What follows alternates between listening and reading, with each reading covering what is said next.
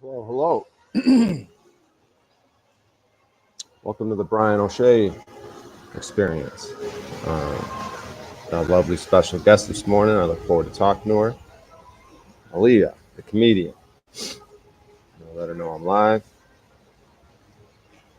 And we'll see what we get into. See what we can create here. Excited to get to know more about this woman. Let me just message her. Let her know I'm live.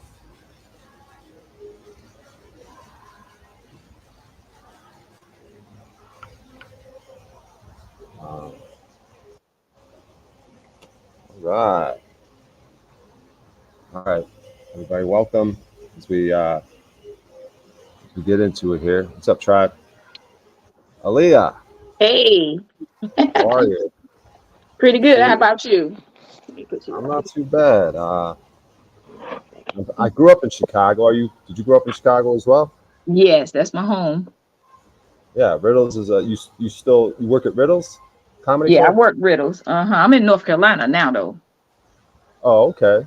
Mm-hmm. So you must be friendly with Leon Rogers. Mm-hmm. Maybe. Yeah, no, I just know I've seen him at Riddles before. I've done I've been on some been at some open mics he's been at, and got to know him a little bit, hanging out after the show and stuff. So I just figured you might. I know he has some Riddles connections as well, so I thought you guys might have been friends. Mm-hmm. But yeah. So this morning, I was just going to sort of let the conversation flow. I see that you're a life coach, a stand-up comedian, and I figured we'd let the conversation flow and see where it goes. And now you're Oh also a yeah, radio broadcaster. radio personality. Yes, radio host. So radio host. So Mm-hmm. tell me a little bit about that. What's going on in your show? What's it about? What's the role on it? Oh, the show, the Ask Aaliyah show. I have a lot of people call in with a lot of different questions. They want to know things. I'm trying to get me get me set up in here, Yeah, right? take your time. They have a lot of different questions. They want to ask questions about life experience, relationships, and I'm like Dear Abby. You remember Dear Abby? Right. Yeah. Sounds like a lot of the stuff that I'm interested in. Matter of fact, there's a stream going on right now because I'm part of I don't know what you want to call it, this little metaversal community I've got myself involved with, and a good portion of my audience is over at another channel right now having a discussion. So I had the idea Mm-hmm. that we can head over. That I'll stream that for a second, and you and I could take a look at it, and we'll pause it here and there, and see what they're talking about, and see what your thoughts on it, because it's probably going to get into, like I said, we share audience, so Mm-hmm. a bunch of others. So I'll give you an idea of kind of the miscreants that I hang out with. So Okay. I'm just going to share the screen. Are you familiar with StreamYard? Do you ever broadcast on YouTube or anything? Yes. Mm-hmm. Yeah, I'm just getting into it, just getting my channel rolling. Trying to Okay. figure out what I want. Is that now? Where do you do your show off of? Is it? Excuse me if you already mentioned it. Oh, Like, is it on YouTube? The name of your show again? The Cloud. Mixcloud. It streams on Mixcloud.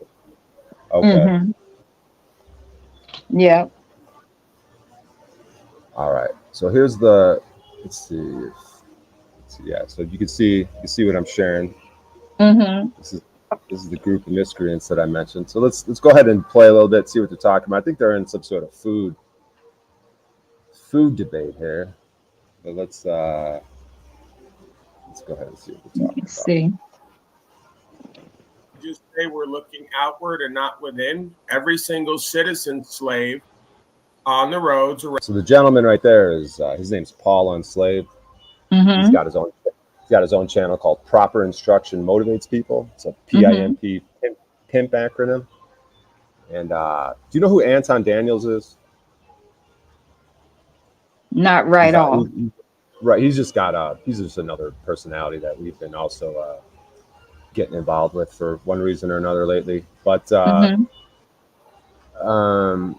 yeah, so Paul Enslaved was just talking right there. So he's and in fact, the channel that we're on right now is called OTW News, and this gentleman Patrick runs that one. And so Patrick's audience, I would feel he gets some of his audience from Paul Enslaved as well, because Paul Enslaved, when he goes live, he'll have lately he's been having 150 to 200 live viewers.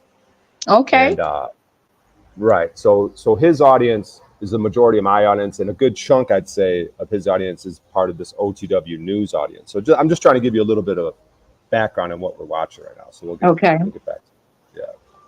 Around me when I go out is with the state of corporation aligned with a federal corporation and has given up their God-given rights and personal choice to manage their own affairs over to a legal society and legal system. So there's the people doing it. It's your friends, it's your family, it's your neighbors. It may be you. I don't know you. But we can't look to the economic forum for the empty suits yapping about what's going to be done that we have to build, fund, and give our lives over through the contracts. Well, can you name 2 strategic partners of the World Economic Forum? So we're going to do like straw man debate style. I know you're used to that, right? I'm looking to have a real conversation. I was asking you a question, and now you're mealy-mouthing me. Just answer the fucking question. I'm not mealy-mouthing anything. Are you getting upset, sir? See, that's why I asked you earlier if you consider yourself a loving man, because I detect something in you. I detect a little bit of a demon. You spoke over me. I was speaking, and you interrupted me rudely. All right, Aaliyah, I'll give you a chance. Just your initial thoughts based on that very brief interaction about the personalities. I know it's probably hard to follow what they're talking about. Right. That brief thing. But any initial thoughts on the interaction so far? No, I don't know what's going on yet. Right. Let's just listen a little bit more and see if things become clear, if you don't mind. Let's just see where they're going. Well, sir, I mean, you've been droning on and on and on as you normally do.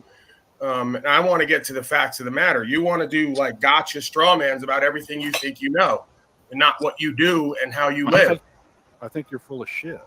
Well, that's fine. You're entitled to think whatever you please. You think the World Economic Forum is running billions of people, but I think billions of people are cowardly slaves who can't run their own lives. Right, and you can't wake up those slaves unless you know some facts about the system that they've been brainwashed into cooperating with. So in order for people up from that zombie slumber, unless you've got some facts to lay down for them. So in order for people to stop being cowardly slaves, they've been told over and over again for thousands of years, we just need to know the next new fact about the next new group of jerk-offs who we're going to give our power away to. I don't presume that we're so smart and awakened and everyone else is so stupid and in slumber. I think they know subconsciously. They don't want to make it conscious, so they are perceived as zombies who are in a slumber. Thrown in with it, they're not going to look at it because they're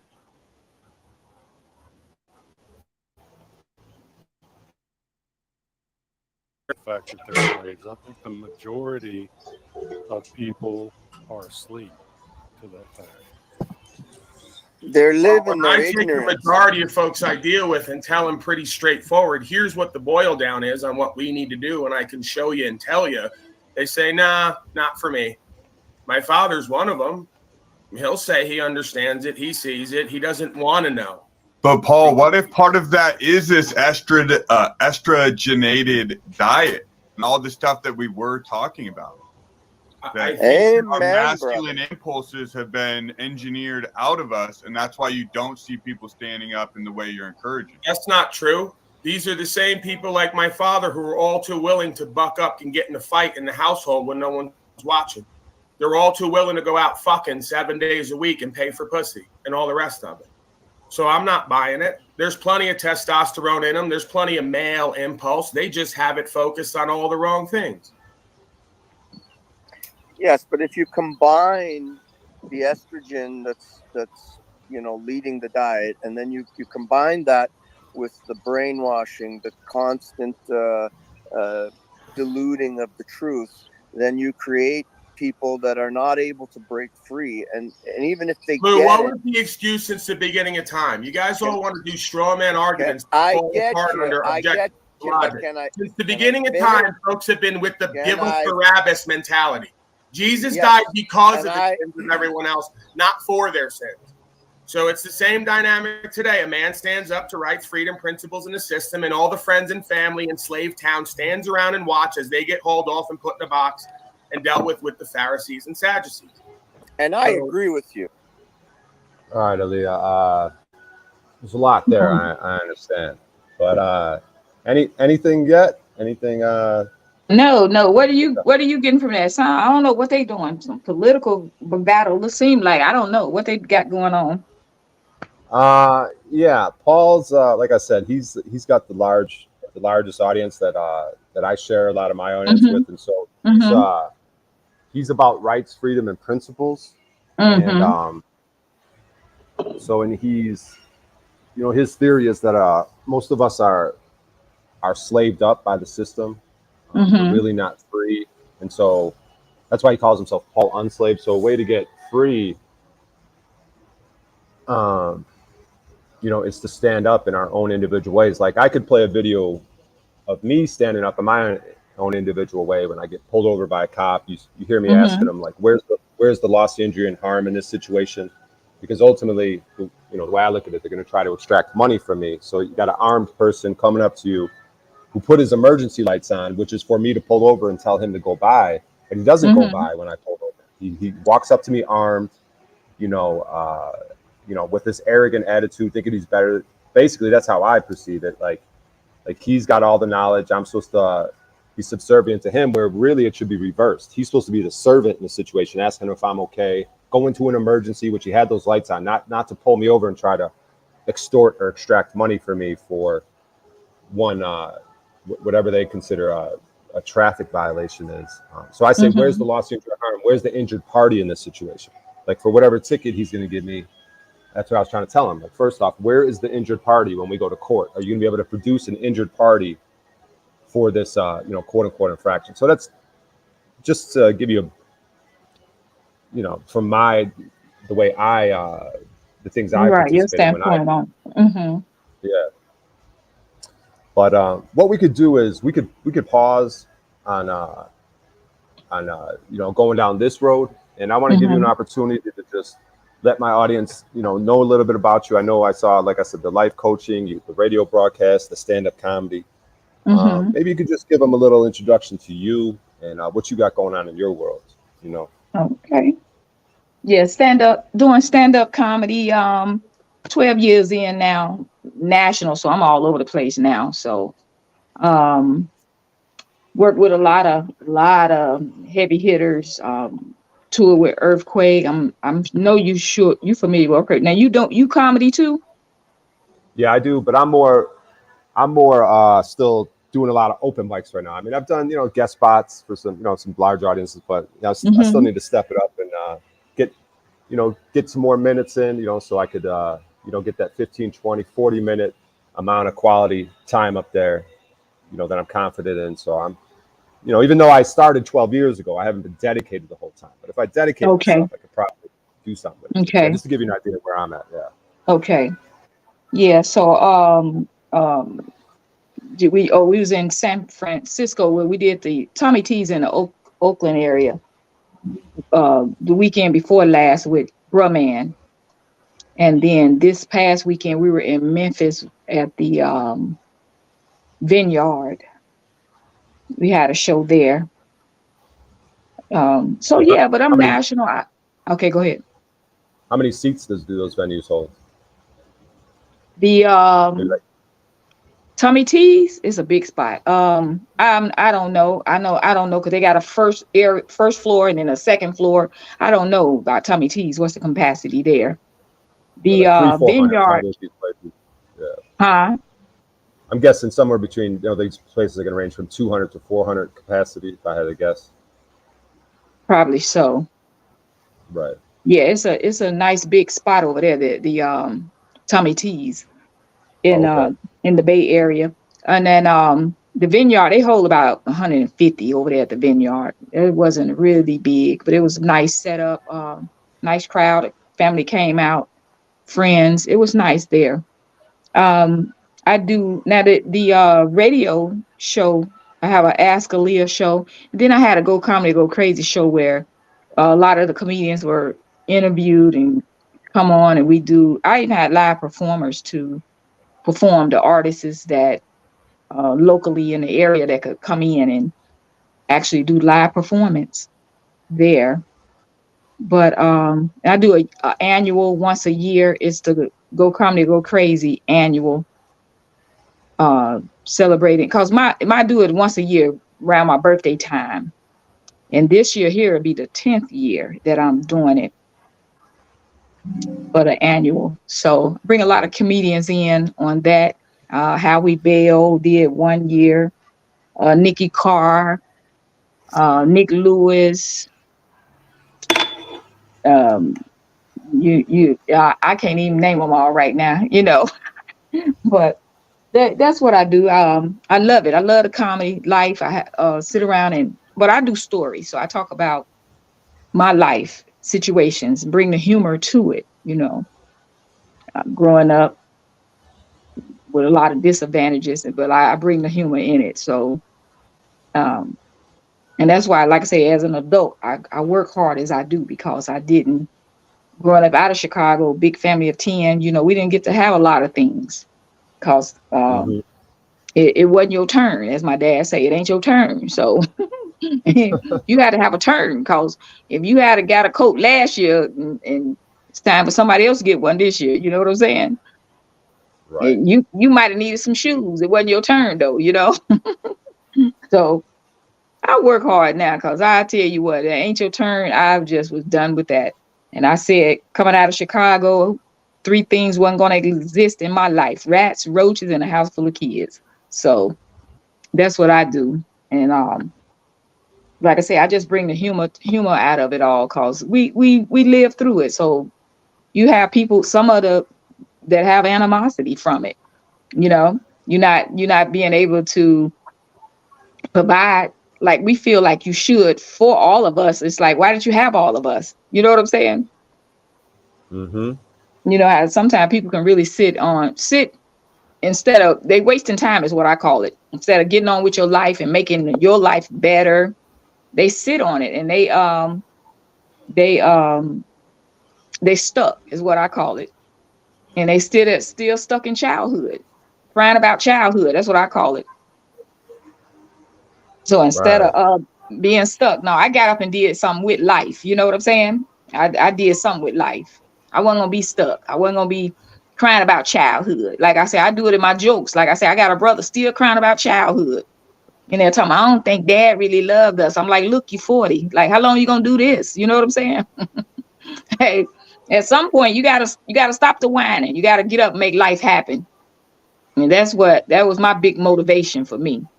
I started working at 14 because it was so many. Like I said, it ain't your turn. I remember having a winter where I didn't have a coat, and I'm talking about it was out there 40 below.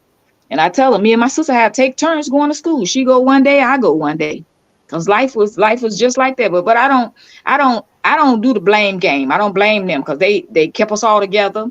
We didn't stay in no projects, and they did what the best they could with us, for us. So I'm grateful.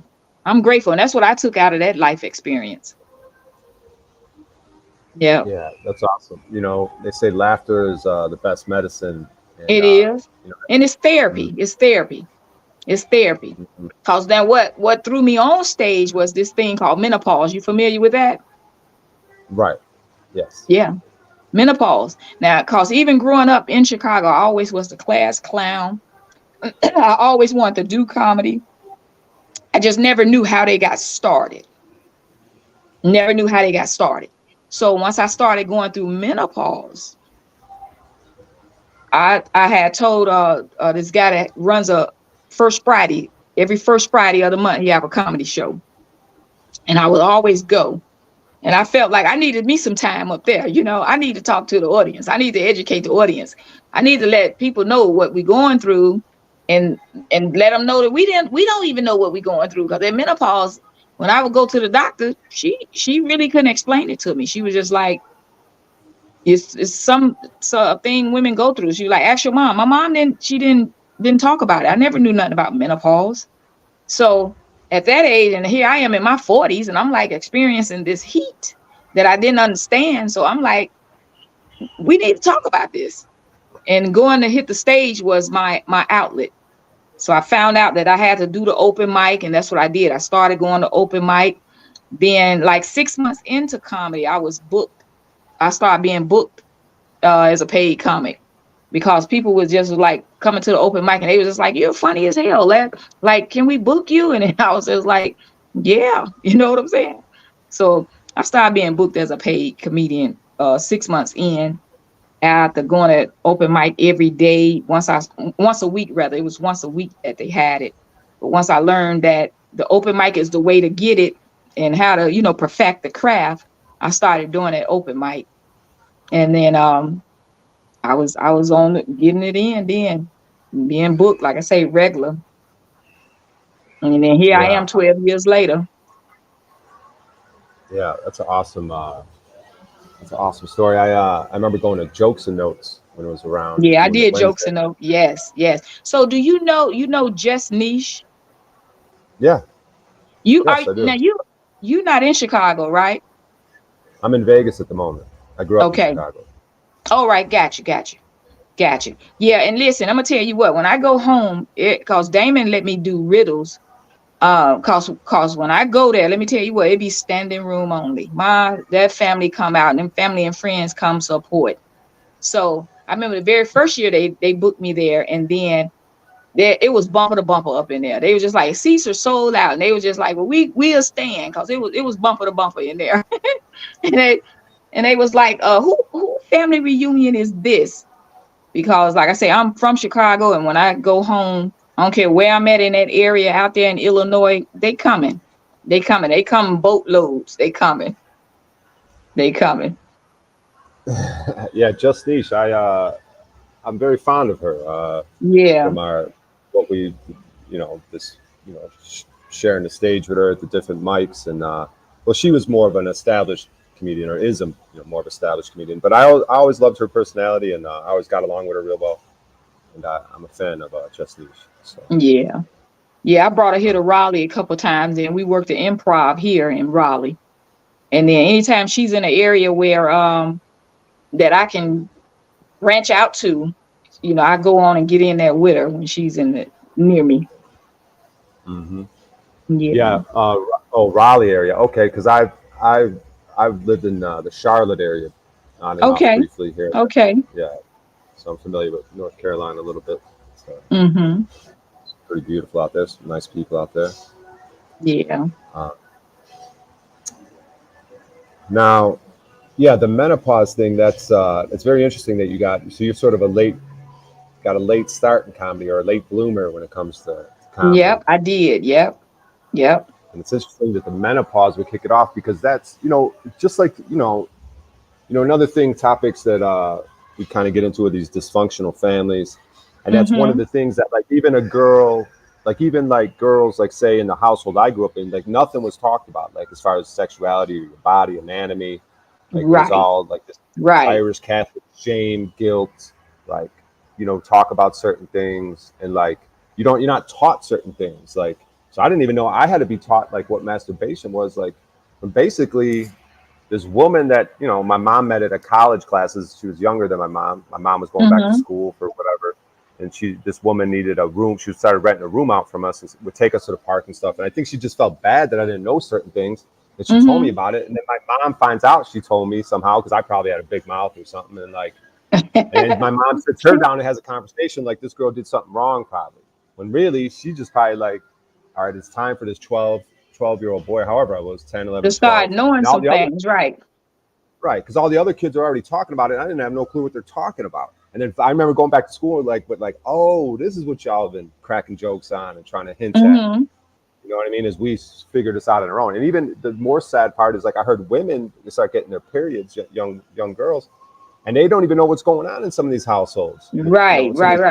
Yeah, and it don't be a conversation. That's why I had to deal with my daughters. I have 2 daughters, and they have neither one have children. One getting ready to be 28 June 9th, and then the 35-year-old. But no, they don't talk about a lot of stuff, but I educated them because I wanted them to know, and I don't want you to be, dumb to the fact or in the blind. And when something comes about, you already know, Mm-hmm. Yeah, but that early cycle, and then just what's going on out here today, a lot of the we'll strike on that shortly, but a lot of the murder that's going on, I'm talking about where they are actually out here killing a lot of these babies today. What you think about that? Yeah, it's a great. It's been a real big increase of that, a real big increase, Right, and it all stems, if you look at it, like, it's like it's like that slow water boiling thing. You put the frog in the water and you slowly turn up the heat until it doesn't even realize it's getting boiled to death. They have these strategies that are incorporated on us, as a whole. And me growing up on the south side of Chicago, on the southwest side, 63rd and Cicero area. I was gonna ask you, what neighborhoods were you from? I'm the west side. Well, we had a couple of locations over there on the west side, but the Lake Street, Fulton. And like, how far west on Lake Street? So Lake in California, Lake in California.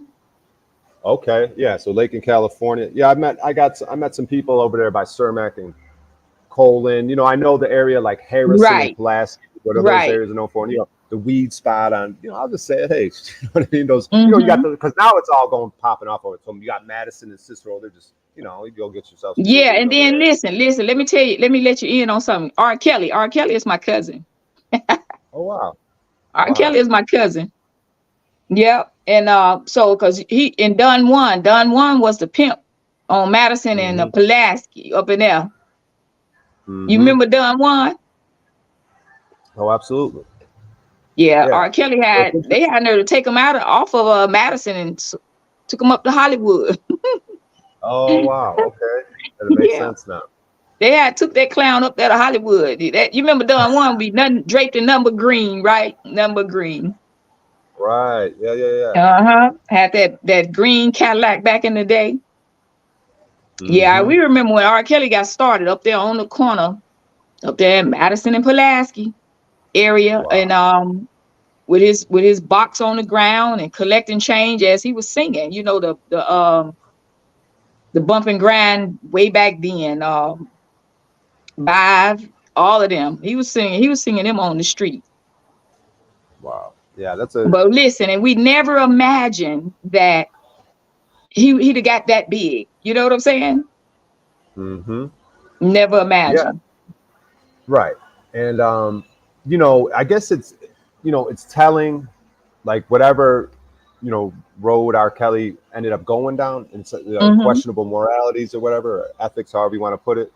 But like, to get that big, to be mainstream, they probably have to know you have some sort of questionable things going on, because if you're really about it and you're going to get a lot of power and influence to really change and have a positive impact on this world, they might try to suppress you a little bit. You know what I mean? Which is going back to our conversation about what's going on with the young people right now, which I want to get back to. Like I said, there's a slow boil. I'm from a white community, but but they always want to put the color on things, which is part of the problem with what we're discussing right now, because I prefer to hang out in the hood. I prefer to go to Jokes and Notes and hang out, as a white person. So I wouldn't be fully accepted in the white community because of that, because I like the rap music. I like to rap, I like Jokes and Notes. So the white community be like, oh, you're a weird. You're a sellout. No, I'm just joking. Yeah, sellout. Yeah, like and then I go in the black community and they're like, well, you're a white dude. What's a white boy doing here? Right. To buy weed in the hood. Oh, he's a cop. Lift up your shirt. You know what I mean? So it's like, where do I fit in? You know what I mean? And right. So now with these young people, so like, okay, when I'm in high school, NWA comes out, right? And all the younger the kids a few years younger than me start getting involved in this white gang, right? From a different neighborhood. And I start judging them. You know, they're like, hey man, you need to start hanging out with us. And I start judging them like, nah, I'm gonna go to college, I'm gonna be an athlete, because that's what every high school student thinks. Like, it's just a natural thing. Like, oh, you go to college, you get a job, whatever. Or if you're athletic, I'm gonna go to college, do athletics, and see what happens. You know what I mean? And I was like, you guys are losers. I'm going to college. And then, you know, they start messing with me a little bit, you know, and then, but then sure enough, like, I'm going to school, I'm partying a lot, I'm partying with them. So I'm starting on, my academics are slipping. Now I'm hanging out with them more, and I'm thinking, oh, it's gonna be easier for me to get weed and what other substances I was into. And, you know, it's becoming more of a friendly thing. Like, I don't have to get beat up to get involved with them. It's just gonna be a handshake deal. So they're kind of for daddy, like a daddy that I didn't have a home. I'm looking to the streets now for a family. And I end up, my white ass at the age of 18 ends up, you know, I was never too crazy. I was never too cruel. I just didn't have that in me to really excel in that lifestyle. But I somewhat got involved in it, you know, and the real reality hit me when I went to county jail, you know, and I knew this Hispanic dude in there, and we were friendly with some Hispanic gangs on the street. And so I'm, you know, shaking up his sign with my sign and sort of chopping it up. And then when it came dinner time, though, they were like, yo, you got to go in that cell and get your spoon or whatever. And there was a whole group of dudes in there, and my stomach dropped. I was like, oh shit. Because like my boy had beat up a dude in his gang, and I was like, oh fuck, is this retaliation for my boy stomping his boy out? Like, I'm about to get it right now. And like, so I went and knocked. See, this is another thing you shouldn't do, mistake, but I didn't know what I was doing. I was 19 years old or something like that. Right. And I was in white kid in county jail. You know, my father was a fireman. I grew up in a neighborhood of police and firemen. So I hung up with a lot of police officers' sons, and they were the most devious because they would always get away with it. They had access to guns. Get away with it. Yeah. So, you know, hanging out with them, I'd end up getting arrested. They would end up, you know, going home because they just say my dad's blah, blah, blah. Right. So anyway, so now I'm in county jail, and I don't understand what's going on there. And you know, county, you know, I've since learned or heard things about what goes on. You know what I mean? So I knocked on the guard thing, and I was like, yo, man, I think I'm about to get whooped up. And he's like, normally I never get involved in this shit. He goes, but you happen to look exactly like my son. He goes, so I'm gonna do you a solid. You're getting bonded out in a few hours anyways. I'm just gonna transfer you to this other unit, introduce you to this other white dude, and you just chop it up with him until you get bonded out. So he did me a solid in that. You know what I mean? But he said he never does that because it's probably dangerous for him to get involved, because then now the inmates are going to be looking at him a certain way for getting involved in their business. You know what I mean? So right. You know, because who knows who I was locked with? I could have been locked up in there with murder. Who knows that? What do they got I'm sure you were. I'm sure you were. And then I was sitting there saying, I'm going to get bonded out in a few hours, and you're not supposed to do that. If someone's doing life, they do not want to hear a white kid come up there and say he's getting bonded out. I know, right? Gang signs with other dudes. You know, I don't know if my internet.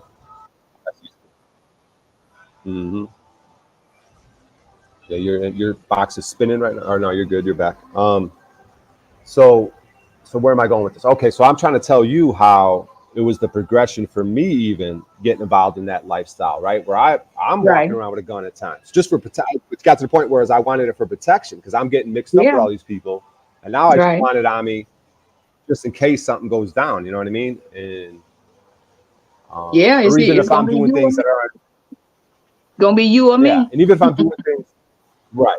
And then I'm doing things though where I'm not like out there looking to murder, but I'm out there looking to like fuck your car up, fuck your home up, fuck you up.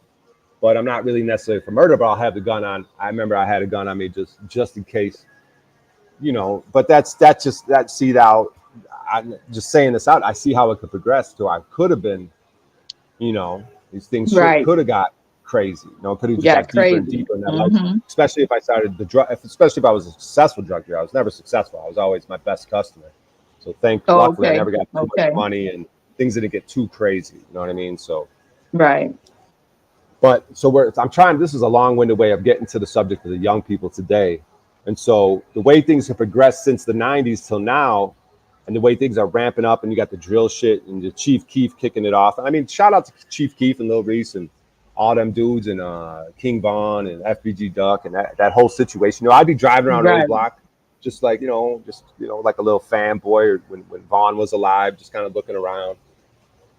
But it is sad, because it is children, like you're saying, children killing children. And it's been something that's been spoon fed to them, something that's been like, this culture is like manufactured. Yeah. Like even in the hoods, even the black culture is somewhat manufactured, like through this music. Even of and I'm a fan of all this. I'm a fan of this culture. I'm a fan of the music, but it's like, but the drill, that drill scene is just, yeah,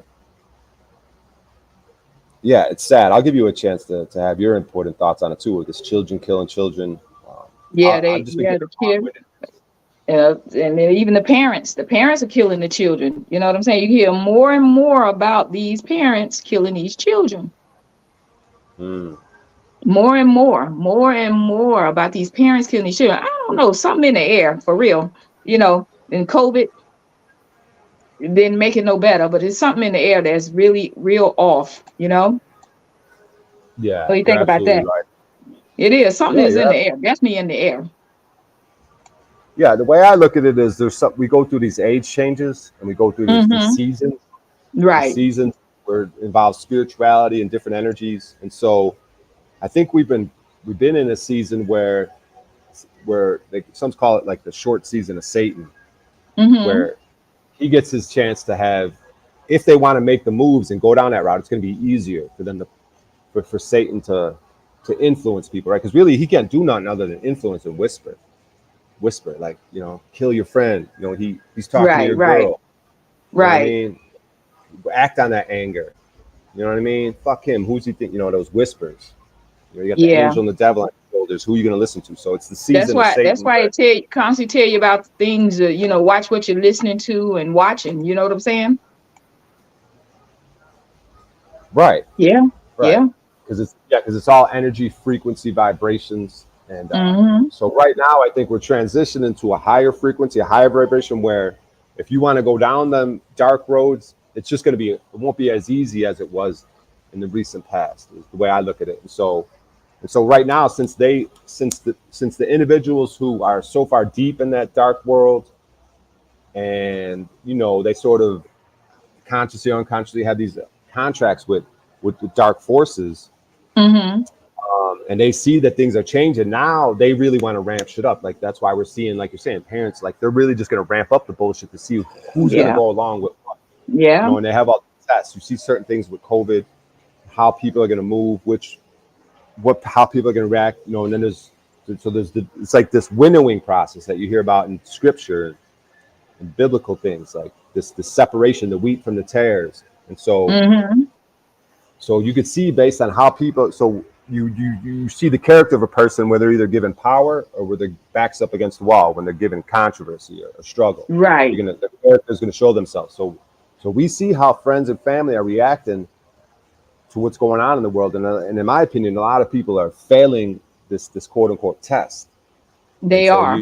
They are. Yeah, there's a dividing line. So they're getting separated. They're the garbage. They're the chaff, the wheat from the chaff. So they're what's discarded, garbage. And then there's the value, the wheat, the thing, the life-giving energy.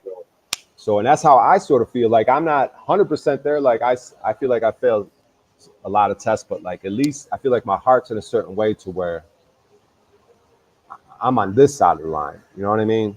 And but yeah, there's this thing with the children and killing. It's really sad. It really infuriates me at times, but, you know, it's a lot. It's, like I said, an increase of it. I mean, really, really big increase of it. Right. It's an increase all over too, because I traveled all over the country, and it's like, it's just going on everywhere. It is all over. Yes. You got the same type of hoods everywhere. Same, and they never let a hood get too strong. Like, that's why they have these gentrification of neighborhoods. Like, you get a hood with a lot of people, generation after generation, eventually that's going to get strong, and they could even get politically power. you know, a lot of hoods get they got income coming in one way or another. They're going to figure out how to get some income coming. Right. And you're going to get generations. So what they'll do, they'll make it a white neighborhood then, or you know, whatever. They'll gentrify a neighborhood that's quote unquote hood, whatever the ethnicity is there. But yeah, so they're constantly switching it up and sending people different ways, so they can't get too much power. They can't get too much family. Right. You know, just like they did in Chicago with like Fred Hampton Jr. and stuff. You know, he started to get a lot of. You know, they got all the gangs together. They started. You know, there was way less violence. There was more organization, and then he started going for political power. And that's when they kicked in his door and just assassinated him in the middle of the night. Mm-hmm. You know what I mean? Fred Hampton. I think it's Fred Hampton's father. Fred Hampton's father. Because you know it can't be no peace. They love that. They love that whole rivalry thing. They love that. Right. And then so when those happen, when you start having the organization in these gangs, now it's just all little crews all for themselves, and that's when the murder just started really skyrocketing. It was just like every young person for themselves. Like, we don't have to listen to the old heads no more. We just do whatever we want. And so, yeah. But I'm going to digress a little back to the menopause, because I heard something about this guy that I know. He was dating a girl, and you know, she was going through the menopause thing, or I think she stopped having her period, right? But then she was like in her 50s, I think, like 50, 55 or something. And he's like like mid 30s, like 33, 34. And like, so she starts getting involved with him, and she likes the game that he's spitting. Like I said, he's the one, you know, that he was on the show that I mentioned earlier. But anyway, she liked the game he's spitting. She's being involved with him, hanging out with him a lot. And all of a sudden, she gets activated again in a certain type of way, because she was dealing with quote unquote these certain type of men in the past. And that kind of, you know, messed with her spirit a little bit. She had to sort of reconcile herself, come out the other side of it. And so now she's messing with this dude that she trusts. She thinks an honorable man. She gets reactivated, and now she starts having her period again. So I thought that was interesting. Like, even this gentleman that was came on the show, he was in it like 60 years old, and he started to have like a loss of sexual drive.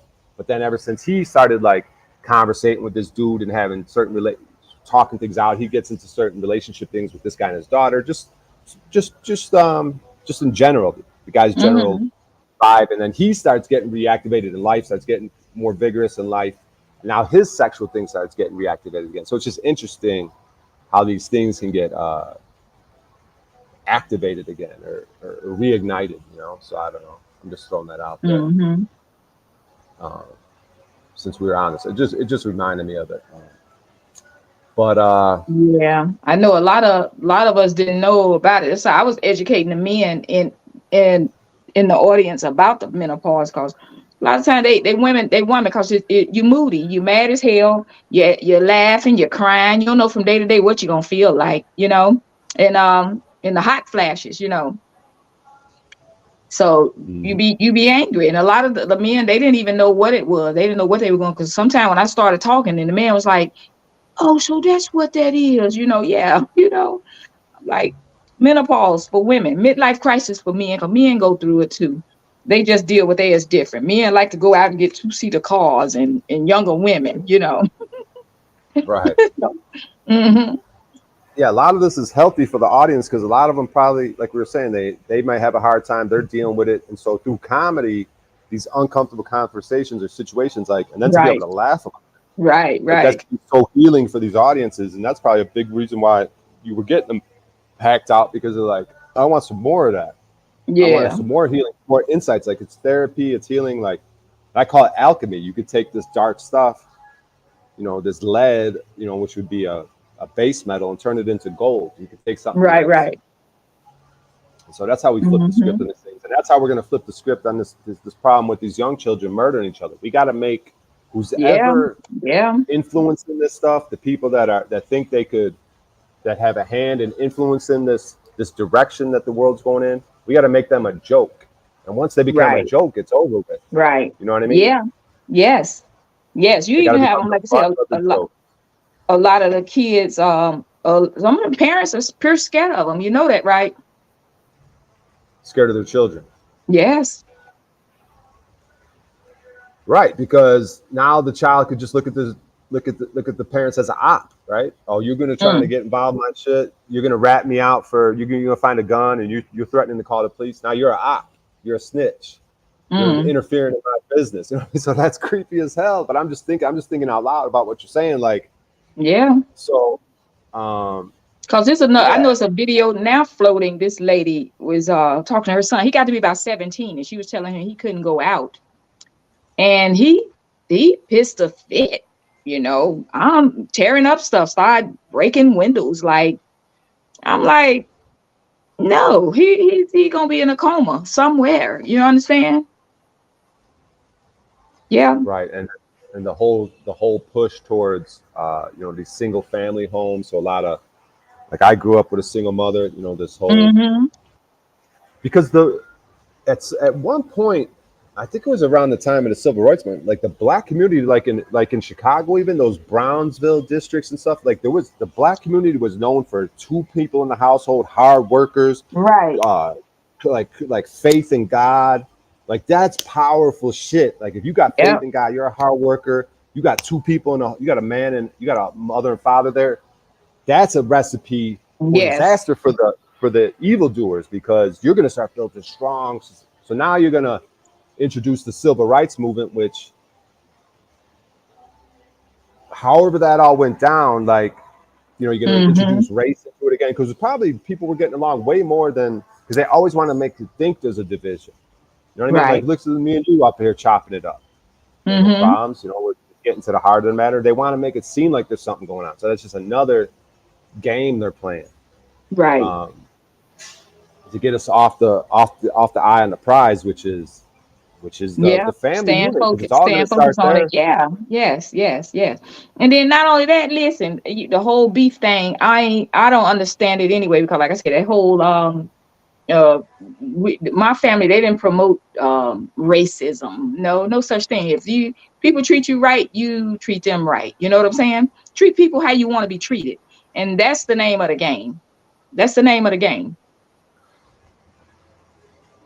The golden rule. I mean, and this rights, freedom, and principle thing that I'm learning about. At the stage we're at now, like I said, where they say if you don't sacrifice, you're going to become the sacrifice.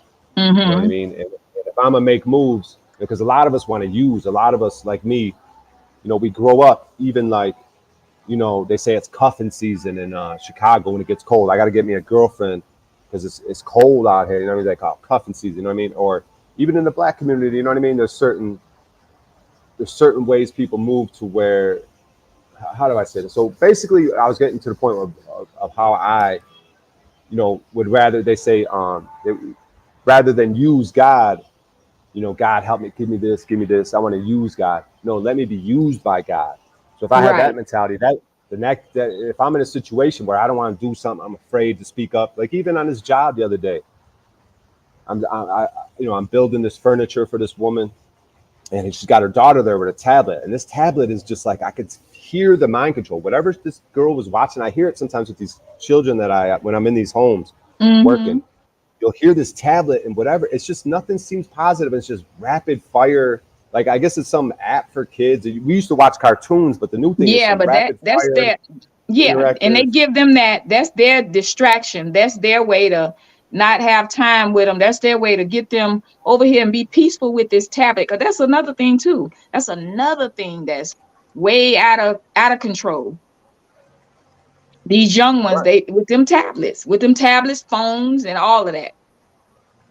They distracted. They are distracted. The mother's sitting there on the phone, the child sitting there with the tablet, and I just and I'm thinking about God trying to use me, and I'm like, I know I should say something right now. I should just fuck it. If it affects my job, I'm like, lady, what are you doing? Why are you letting her listen to this bullshit? Why are you sitting there on your phone? Go take a walk. Tell her she can't listen to that shit. This is she's going to grow up to be a woman someday, and this is her training ground. This is what her mind's being fed with, some rapid fire TikTok type. Yeah, that's all they know. That's all they know. I know you saw the video or the news where the teacher took the girl's cell phone. Didn't you see that? I heard about this. Yeah. So she in a full blown out fighting this student because the student was trying to jump on her because she took her cell phone. That's what I'm saying. That's their way of pacifying them. You know, go listen to that. Go watch this. Nothing constructive. They're not putting anything constructive in their head. What do you think about this next generation that's coming? It's just going to be a mess, a hot mess. Think about it. Yeah, and the school system is complete. Is one of the main. To me, it's the the school system. I can't stand it. I think it's the main. I think there should be homeschooling. I don't know why you're gonna send your people off to these strangers. They ain't gonna do that because they don't want the time with them. They ain't gonna do that. Right. No. Right. I mean, it's just like yeah, it's like because they look at it as like a babysitter. Oh, I get from 8 exactly a.m. right. to Exactly 3 right. p.m. That's I get right. to have them That's away right. from me. And it's like, where the fuck ain't you thinking about? You don't know the janitor, you don't know the teacher, you don't know They don't the children of your care. parents. They don't you don't know care. right. They don't give a shit. And it's like that's why you're gonna get the results of that. And it's That's like I right. think with That's what they're doing today. That's what you see today. Whole lot of that because they don't care. They are messed up out here because they have to pretty much fend for themselves. A lot of them, you know. Yeah, they don't care. They right. don't care. Right. And yeah, I had something I was gonna say. These guys, like I say, them parents, they pure scared of a lot of them kids. They are scared of them. Right. And I remember the Scared. thing I was gonna say.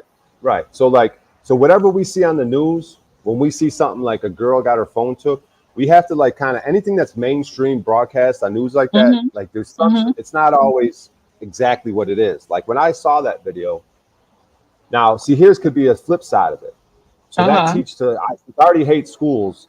And so since this teacher is going to take this woman's phone, her property, like there could be another argument to where it was just a kid sticking up for herself and her property.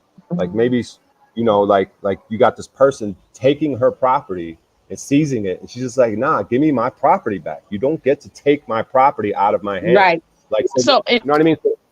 So they yeah. want so they put law cats it seem like it's okay to snatch someone's property. And that's the whole thing with getting pulled over by the cops. He's like, I'm giving you a break, I'm not gonna tow your car. And I'm like, you're gonna go home, you're gonna take my car and go home and sleep at night. I go, where's the loss injury harm? Where's the injured party in this situation? Back to that, like Mm-hmm. you're on some bullshit with your cop glasses on and you're armed, you got your gun on you. For what? Where's the emergency in this situation? Like you're Right. just Right. a puppet for a corporation trying to extract money, just another form of tax because they depend on that revenue from these Right. traffic encounters, traffic citations. So, but I was cutting you off. I think you wanted to jump in and say something. The phone. Okay, I was thinking about how now you saw the reaction to the young lady about with the teacher. Now imagine how she is with her own parent. Think about it. Some of them be just as aggressive. I'm telling you that they're like that one that's floating out. That 17-year-old. The mom told him he couldn't go nowhere. He per having a fit because he wants to get out of that house and go somewhere so bad that he pure cussing at the mom and then picking up stuff, knocking stuff over, breaking the window. Like really, really, no respect. But a lot of them, like I say, they raise them that way. They growing up with them. Everybody, they got to be friends. They feel like they got to be friends to them. So, I mean, this is the way they raised them. It's the way they raised them. Yeah,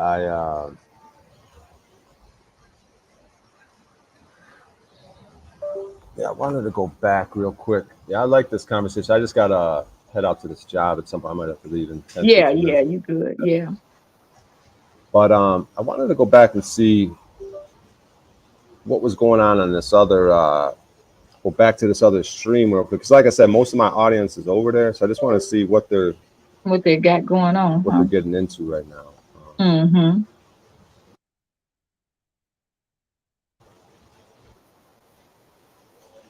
Yeah, I just want to see if the topic changed. Let me see something here real quick.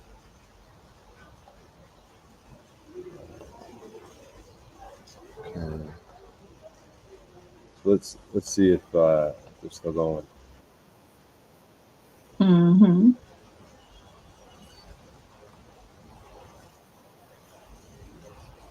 I agree with you.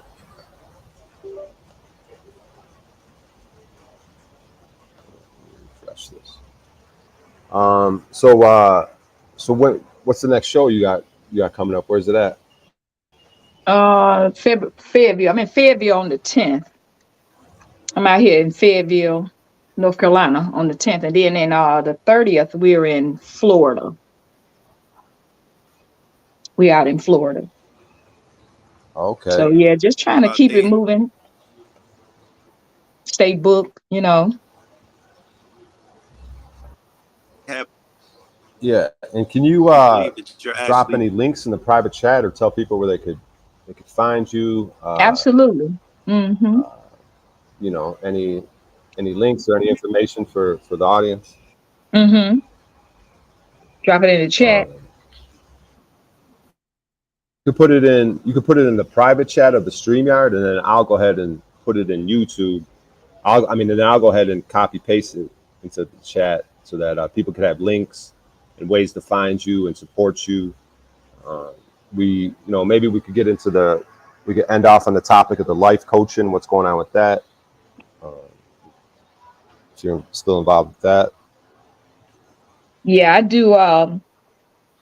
It's a program where we get into a lot of different things. They have the lupus awareness of the month just passed. So lupus got a lot of different things going on. I know lupus is one. Cancer is another big one that we get involved with because there's a lot of different, Lord knows, different types of cancer.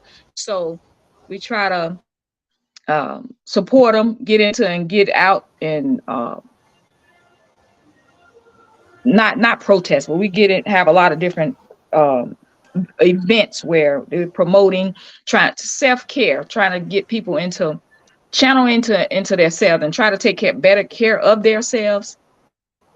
So it just be a lot of different people on the panel, a lot of conversations where everybody need to eat better, do better. This is what we promoting the most of, because things are getting way out of hand. Like I say, the food we're eating and because there's not like it used to be back in our days, growing days. Things are really, really, really bad today, and it's getting worse.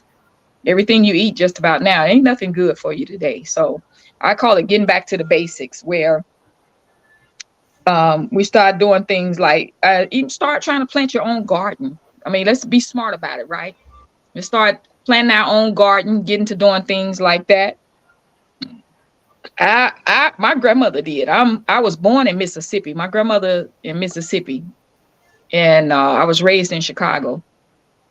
And I was born in Mississippi by accident. My mother went down there to visit her mother for Christmas, and I was born. And that's how that happened. It wasn't like my mother lived in Chicago, so I wound up being born in Mississippi. And I was 45 minutes away from there, from Memphis last weekend when we were there. I went out there even to see the home where I was born at, the land area. And it's all, ain't nobody on it now. The old house still sits there, but nobody's on there. But like I say, yeah, we need to get back to the basics, because my grandmother grew everything. She raised her own farm animals. She did that. And we would go every summer down there. I didn't live there. I couldn't live in Mississippi. I couldn't have lived in Mississippi. I'd have been a runaway. I ain't lying, because it was something rough down there. And it was hot as hell all the time. I never understood that heat, So I couldn't have lived in Mississippi. I went down there now and just was looking around, just feeling the familiar grounds and things like that. But I couldn't have lived in Mississippi. I'm just being honest. No. Nowhere I would have lived. I'm kind of glad my mother went to Chicago. So are you familiar with the private chat here on StreamYard and be able to drop it? No, I want you to drop it. Okay, so if you, on your device, let's see, so you're on a laptop? No, I'm on my phone. Okay, so if you're on your phone, so on the bottom of the screen, it should say comments, and then there'll be a private chat tab and a regular. Yeah, I see the comments. You want me to hit it in comments? So if you hit on private chat, if you hit private chat in that comment area, there should be a private chat. Drop your link in that private chat, and then I'll grab that link and I'll give it to my viewers. Okay. Now it says chat. It don't say private. It says chat. So there should be a tab. Yeah, if you click, so you clicked on the tab that said chat. If I hit this chat, it says everyone can see it. Oh, because you're on the broad. I'm on it. You're through StreamYard. Oh, you're on your mobile through StreamYard. Okay. Which I'm not that familiar on your end of it, but there should be some sort of private chat option. Here's what we'll do. Can you send it to Messenger? Yep. Can you send it to my Facebook, the Facebook Messenger? Let's do that, and I'll just grab it from there. And then what I'm gonna do is I'm gonna see if you. Yeah, take your time. I'm gonna grab this link from OTW. So. Yeah, I'm gonna send it to you in my private chat, and then you could tag it there. Okay. Right. I'm gonna grab it from there and give it to my audience here on YouTube. So I'm gonna drop the link. Go ahead. Okay, go ahead. I'm just dropping this link from OTW News, where I'm gonna try to get us up on there real quick at the end of the show, because I want to introduce you to those characters. I want to introduce you to the guy Paul we saw up on there. I just want to make an introduction if you're open to it. Give you because like I said, most of the audience that I normally have is over there. So I would like for the audience to be introduced to you and be aware of that we talked this morning. And so if anyone's interested in checking it out later, they'll at least be aware of it. You know what I mean? Okay. So and so I'm gonna grab the StreamYard for OTW News as well, so that way me and you can head over there, and we'll say hello, because I'm gonna be going off to work in a minute, and you could just say you could stick around for as little as you like over there, obviously, but maybe at the very least just say hello, introduce yourself. I'm sure everyone will be very welcoming and happy to have you there. Okay. All right.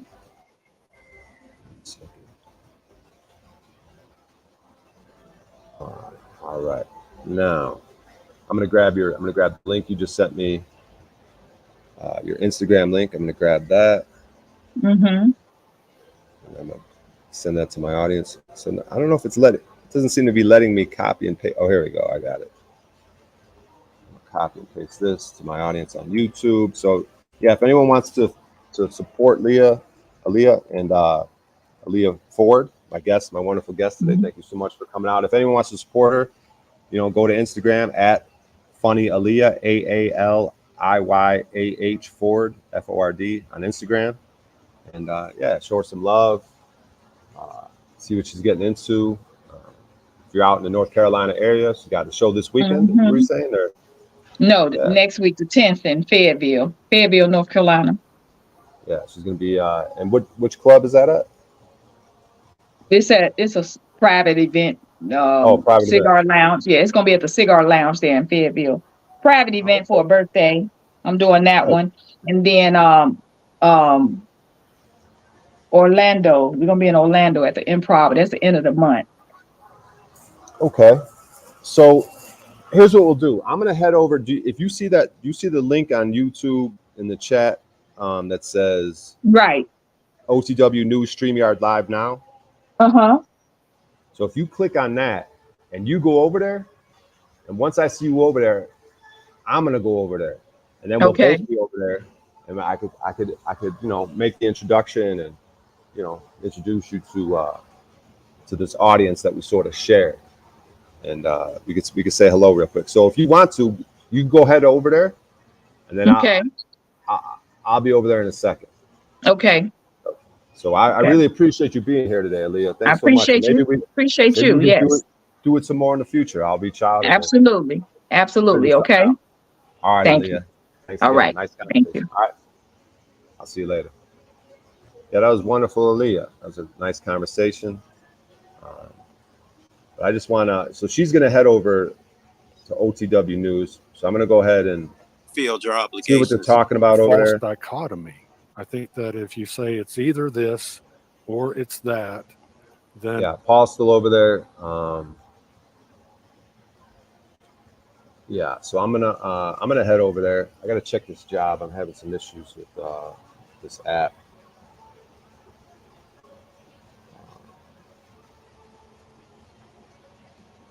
I gotta figure out. Yeah, this app's giving me problems again. I gotta try to find this job. Yeah, this app just seems to stop working on my phone. But I'm gonna get that figured out. That's a different issue. But I'm gonna go ahead and head over to OT. I'm just gonna do it from my stream right here, and then we'll close the stream out. I'm gonna go ahead.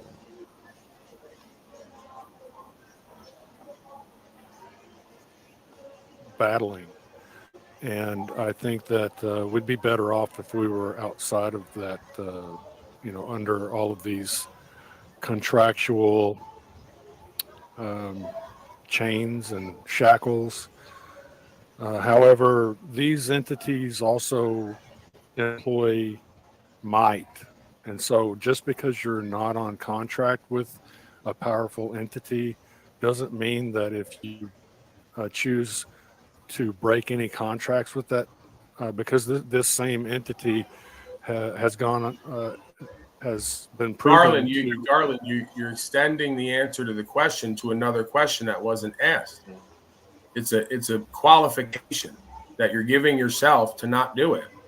So the question that was asked and you answer it was the priority, the principle, the most important foundational aspect that would have the most powerful change tomorrow if we all did it would be unslaving ourselves, obviously. And furthermore, these folks who you say are doing all this might makes right business, if billions or millions of people overnight said, we're done, we're out, we're off record, and we're not going to comply, they can't do might makes right anymore. That only works on few people at a time. It doesn't work on everybody, as you say, a large group collectively saying they're going to do what's true and what's right unwaveringly. And it's going to cost them a whole bunch of money to litigate it. And they're not going to be able to do it because I and others are already getting dismissals at the court one at a time because they can't hold to their story because it's fraud. So very good. Okay, so how would the world change if we all went and dissolved our marriage contracts or marriage licenses?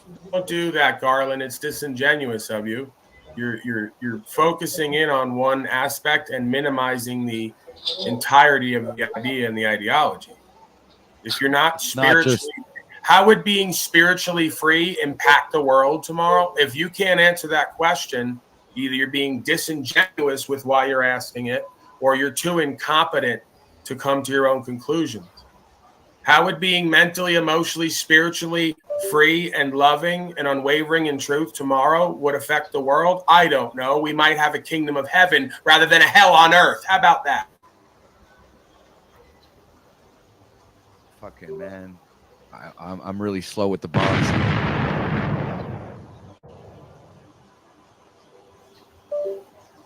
That's 2 bombs, man, in fucking less than 5 minutes.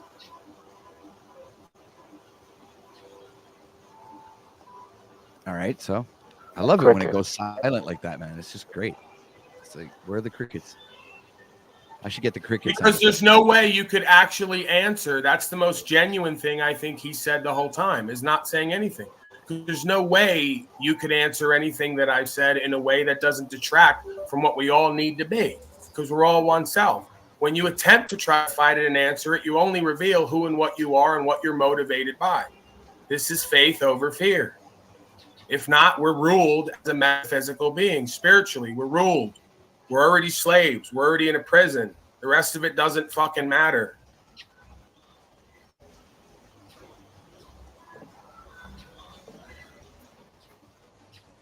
Smoking.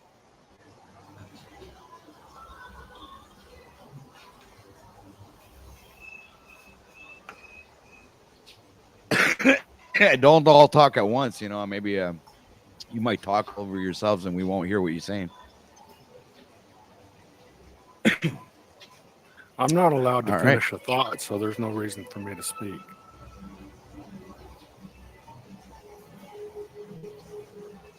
All right, so we'll go to a little filler here. It is presently 1:12 p.m. here, Montreal, Canada, Eastern Time. We are the 1st of June, 31 degrees Celsius over here. Sunny. It's been sunny all week.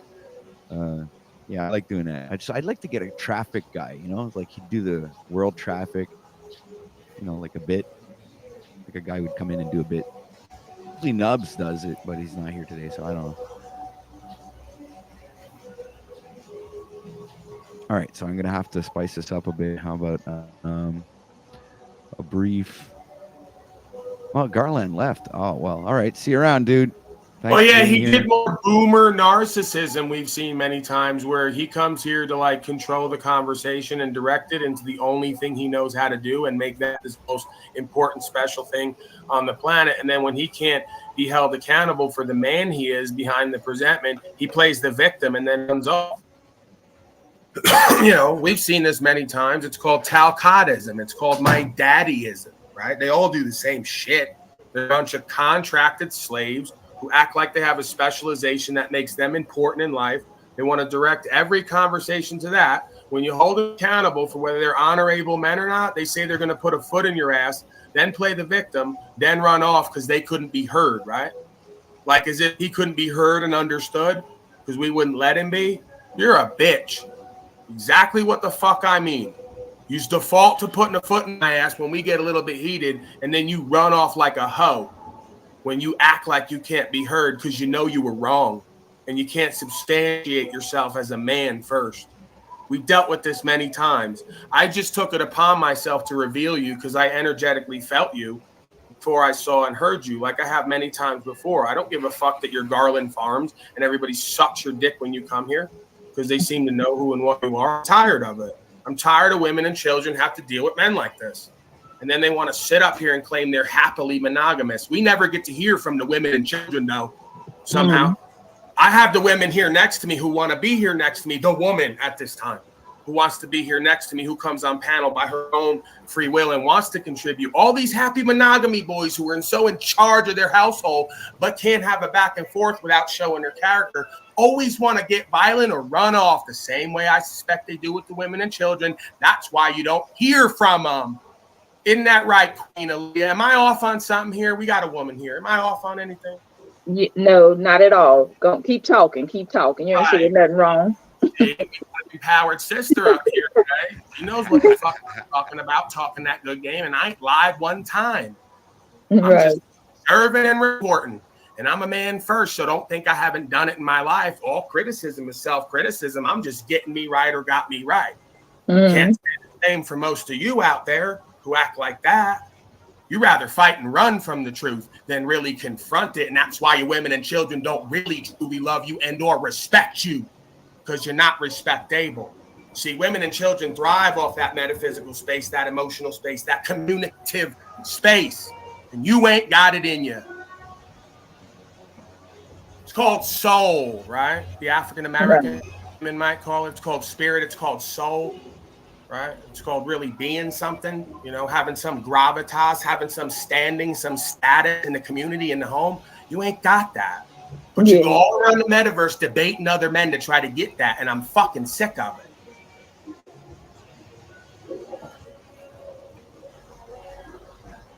Well, I'm going to have to go with another bomb. I'm a fucking metaversal jihadist here today, right? I'm sorry, OTW. I shouldn't be sorry. I'm not sorry. Right? But I don't take all the air out of it like Hiroshima dropping bombs. That's his problem. He's driving them, huh? All right. I kind of came in on tail end, so I was trying to, feel you out there. So I don't know, So what are you about, Queen Aaliyah? Just a little bit about yourself. I'm a comedian. I'm a national comedian. Oh, yeah? Make me laugh. Yeah, I'm a national comedian. Oh, so I guess you'd here I have the world famous Mr. Bryan O'Shea. Well, the world infamous Bryan O'Shea. He's also a comedian. Right.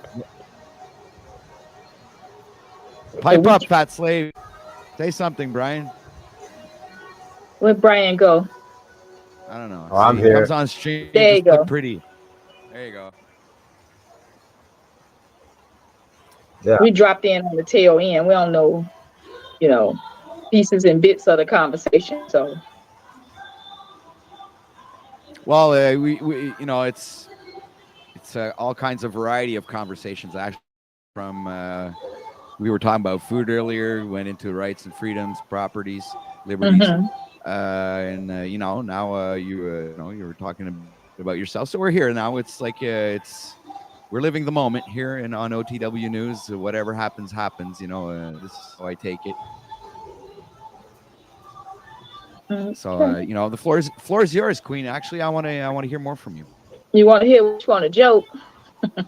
You want to hear a joke? It's lunchtime around here. No, it's after 1 now. It's earlier your way though, right? Where you on? Which side of town you on? The coast, rather. On the East Coast, Montreal, Quebec, Canada. Yeah. Oh wow. Okay.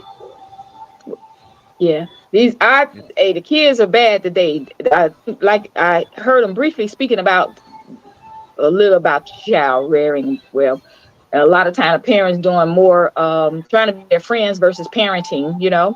They got a lot where they are putting devices, the cell phones, the tablets, and all in their hands instead of teaching them something. You had the one we talked about where the student fighting the teacher about her cell phone. Who took her phone? Do you remember that? Did you see that? No, I didn't. I'm not. You familiar see that? with that. Yeah, a lot going on because they're not. It's out of order. A lot of out of order today. I don't know what's going on. Grandkids coming along today. They worse than the parents. What you think? I think the grandkids are worse than some of the parents, ain't they? Well, I can tell you one thing. Kids aren't as hardworking as I was, or it's like they're very rare. They're lazy. They're lazy. They want to be born entrepreneurs. They don't want to work for nothing. They don't. They want to be given everything. That's what they're doing today. Mine, hey, if they gonna get it, they gonna get up and get it. That's my attitude toward mine. I am not giving them nothing. All that you didn't get, you ain't gonna get it. You better go get grown. You better get your own. That's what you got to do today. There's something else out here. Huh? Cut you off. I was just gonna say the bottom line is I don't even get into talking about children as good and bad. They're most oftentimes reflection of whoever they're around. Yeah, absolutely. Children who are acting up, I know there's adults, as they say somewhere, acting up or don't know themselves or don't know how to discipline themselves and or a child. And I don't even mean at all really putting hands on them. I just mean providing a certain space and energy. Absolutely. And understanding, a trust, a bond, a mutual. There's a communication, right. So yeah, I mean, I didn't see that a lot growing up with a lot of people, if any, and therefore I believe that it's still going on because it's probably been systemic, and it's why things have been getting worse and worse over time generationally, because there is oral tradition of exchange of values, true values, and there is no mutual trust or respect. And I think that's why I see it with our government, because we're emulating that shit in our household, and it's all holographic. What we see on the inside reflects on the outside. That's right. That's right. And society stepped in and said kids can divorce their parents, and that was a big no because I'm sick of my mom and dad talking about now, or the way they handling me now. I can divorce them. So I think that was a the dumbest thing ever. We didn't get to divorce our parents because, hey, I'm a big family out of 10. I wish them many days. I do the joke about it because I tell them how big family of 10, how I was out looking for the kidnapper. You know what I'm saying? Because back in the day, kidnappers didn't kill you. They took and raised you. So I was looking for me a household where I could be in there 1 and 2 of us versus 10. So I just, like I said, I bring humor to real life situations. But the kids today, they are life is short. Life is short. They not being taught anything. Everything now is the cell phone, internet, tablets. That's where they are today. They're not being taught anything. Well, that's part of what I think is, this stuff is all pushed as normalization, socialization. Like, oh, you can't homeschool your children because they won't be socialized. I don't want them socialized and socialized. Right. Co-creating all day long, every day with a bunch of other children from reprobate infidel households. That doesn't make any sense to me. And it doesn't make any sense to people like the Amish folks either. And I'm not going to go the other way and say control and dominate your children and put them in a cult. Just saying it's not common sense to send your young child to a group of other children who are either raised improperly or just not being raised at all, and then wonder why they're going to come home every day with bad habits, whether it's behavioral, drug habits, gang habits. It's all the same shit. So they just ain't no more safety today. It's just it don't even exist pretty much. I mean, they go into schools now, they shooting up the babies. They just it's way out of hand today. It's so out of hand. Well, why do you think the elites have private schools? The private schools, they have a certain kind of military aspect to them where they have all the same uniform, and there's like there's more of a structure, right? But in public schools, it's more like free for all. So this is so think of it. There's a reason why there's public schools and private schools. See? Would you think that in private schools they're learning what they're teaching in public schools? Of course not. They're teaching the children that go in private schools how to be successful and make money, and obviously there's not the same, they're not learning the same courses. The public schools are used to train the children to become slaves, literal slaves, knowledgeable enough to do certain types of work, But that's it. They're not giving them the how to use the stock market, how to generate money, be an entrepreneur. They're not teaching these things in public schools. They're teaching them trades, just enough to get by, but not be. It was not at one point they were doing logic, morals, ethics, and civics, and they took that out. So you could argue it was ever meant to produce progress. It was during those times, if at all. But I don't think any of this stuff is natural. Parents and the family and the village at best are meant to raise the children that come into it. They're not meant to be warehoused at a commercial venue all day, being raised and taught by a bunch of strangers who may or may not be abusive and or disconnected from the creational force. This is bizarre cult-like behavior, but because it's normalized, people don't see it as that. And then if they would turn around and say, the average public fool parent would say, Paulie's doing a cult. He's saying take the children out of there and go raise them and teach them yourself and use the extended family in the village to get that done if people got to work. That's no. Paul, it's even worse than that.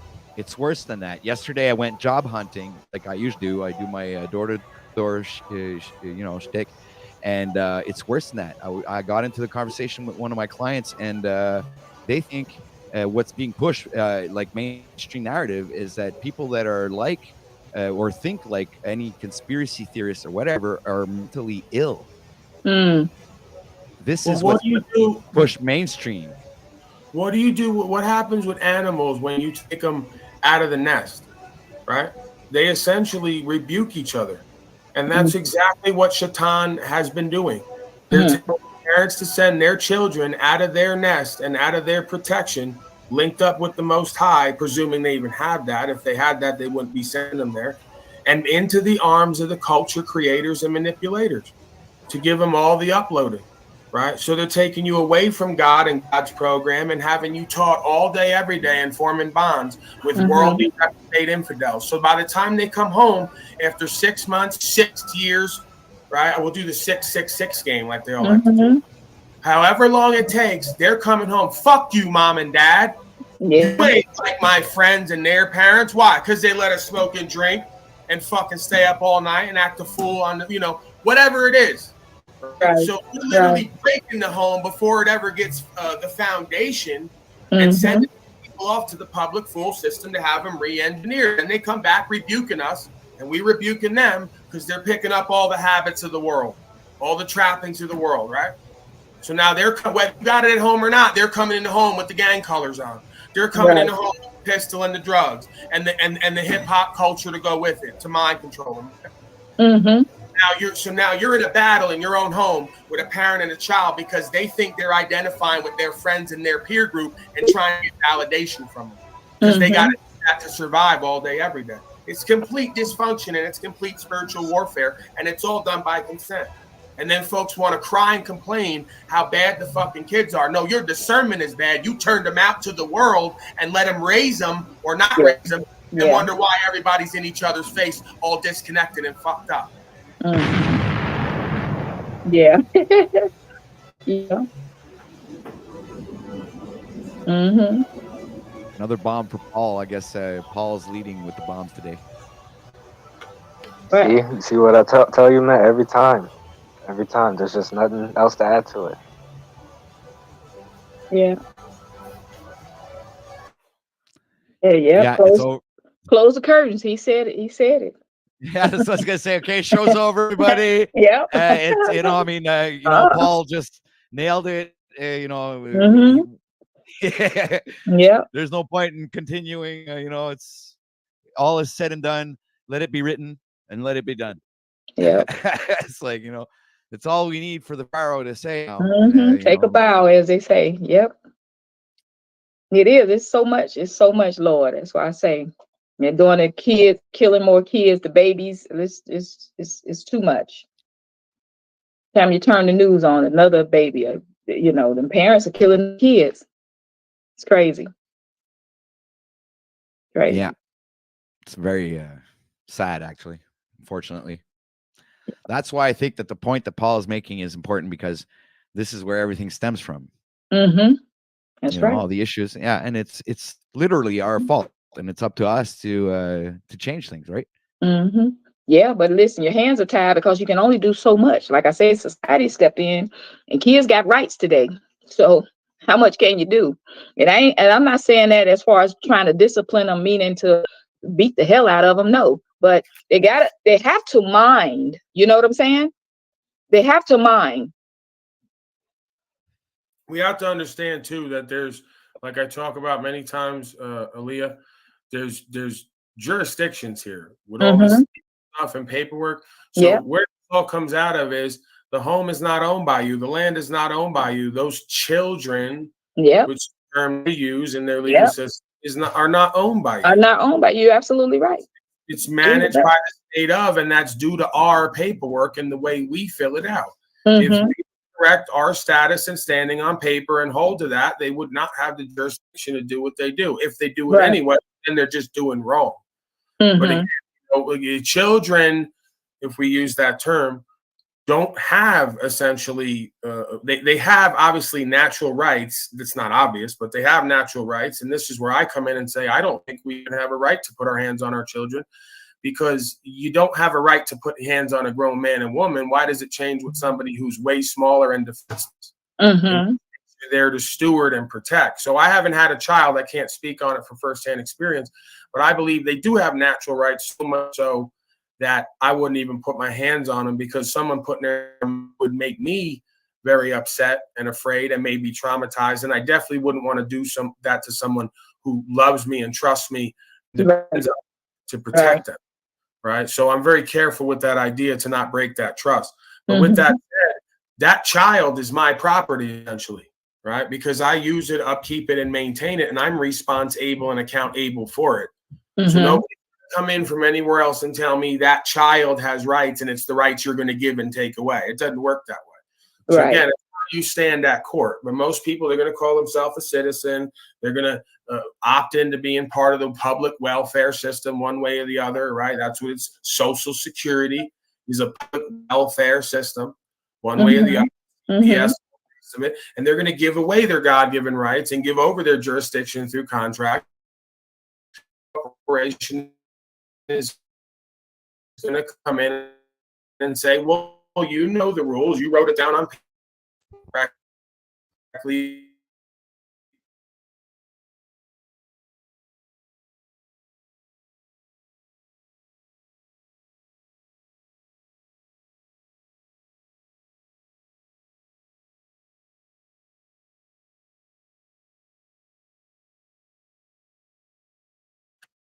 they're coming in to manage your affairs, your estate, everything that extends off of you. That includes the children.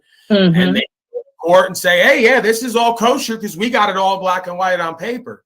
So it's because we don't manage our affairs and our paperwork correctly that by the time we get to court, we're having to hire lawyers, Right. right? Straight it all out. Mm-hmm. Yeah, make agreements because we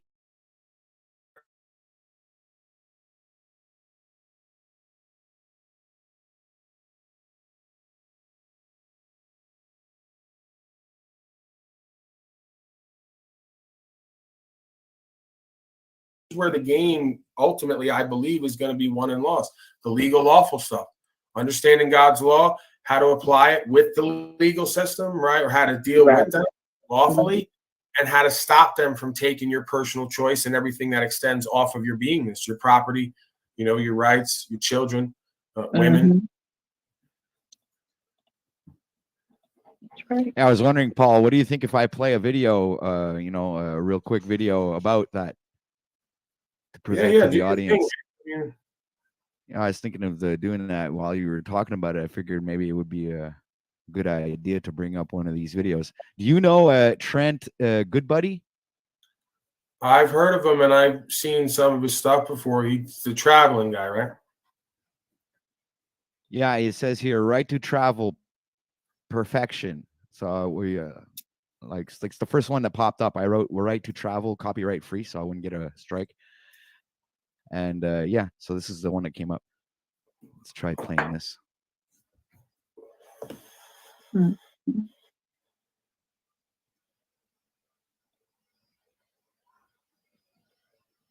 All right, man. Sure, please.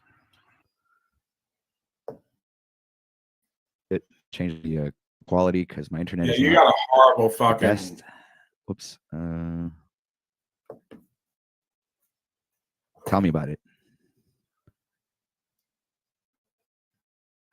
There was a change there. Anyway. All right, enjoy, people.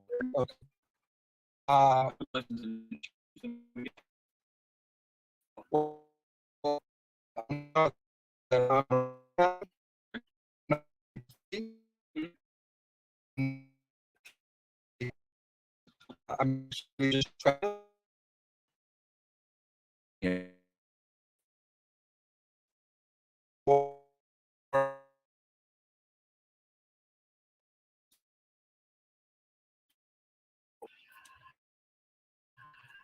I don't.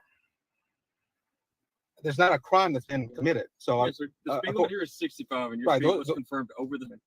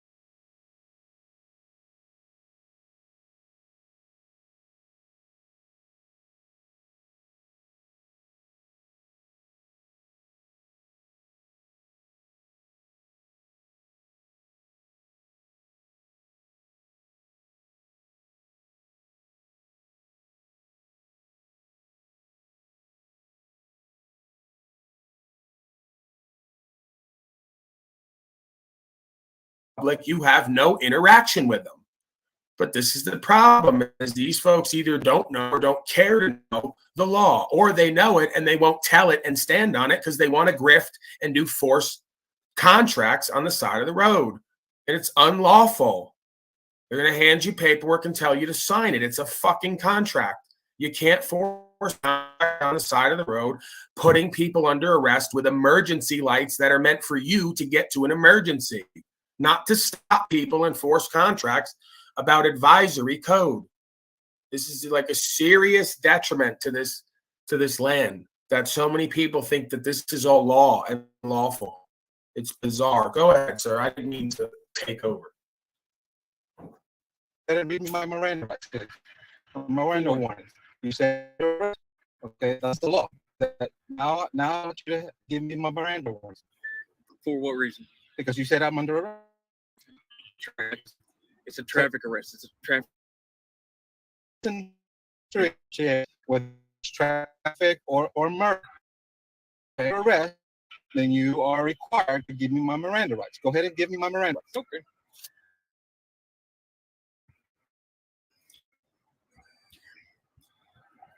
All right. It's evidence against you in court. You have the right to have a lawyer present to it before and during any questioning by police officers or attorneys representing the state. If you are too poor to hire a lawyer, you have the right to have a lawyer appointed by the court to advise you before and during any questioning. You have the right to terminate this interview at any time. Now, I need to see your driver's license and your proof of insurance for the I vehicle. terminate the interview. So I have the right to remain silent. Just said he has a right to terminate the interaction. So that's where I said, great. Now I'm terminating this interaction.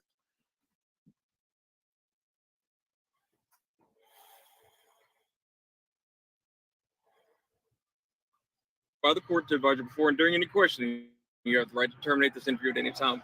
Now, I need to see your driver's license and your proof of insurance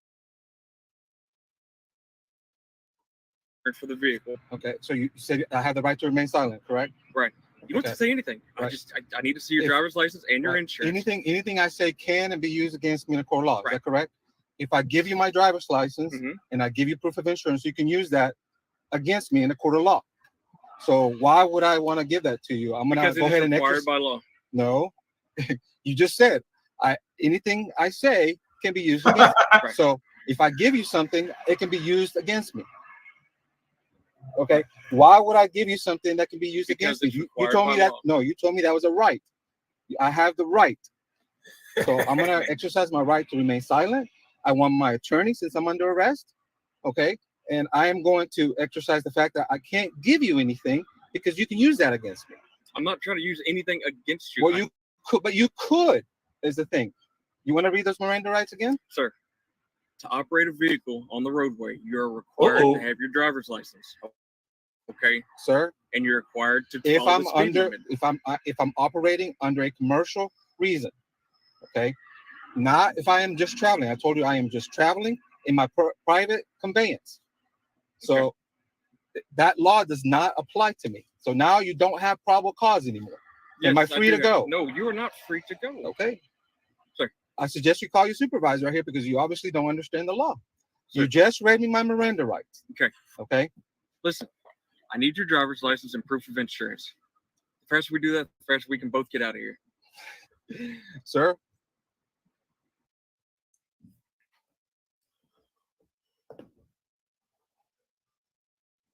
OTW, what are you doing? You need to just cooperate, finish the video. The faster you finish it, faster you get out. I think we're very clear on this. You read my Miranda rights. You want to read them again? No, sir. Okay. So I am not going to answer any questions. I'm going to remain silent. That's fine. I cannot give you anything because if I give you something, that you can use that against me in a court of law. Okay. Do you understand that?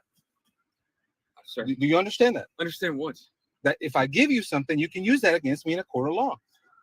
Why would I give you something? Because it's required by law. Okay. I don't understand, man. You broke the law. You were traveling at a speed. If I'm under arrest, I'll be glad to ID.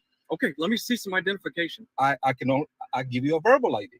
Okay, let's do that. Okay. If you say I'm under arrest, ID? Oh, this then is interesting. I'll give you a verbal ID. I don't see how I could be under arrest when I haven't broken the law. What's your verbal ID? Okay. First name is Edward. That's EDWARD? Correct. Okay. So do you have a driver's license? Sir, I'm going to exercise my right not to answer any questions. Okay. Just as you read my Miranda rights. Do you have proof of financial responsibility for the vehicle? I'm going to exercise my right not to answer any questions. Okay. All right. Well, let's see what we got. He just quoted what the law says. Am I free to? Which it's still not a law, but the statute and policy, as I'm familiar with it, says that's the only thing that's required. Not a license, not registration, not anything else.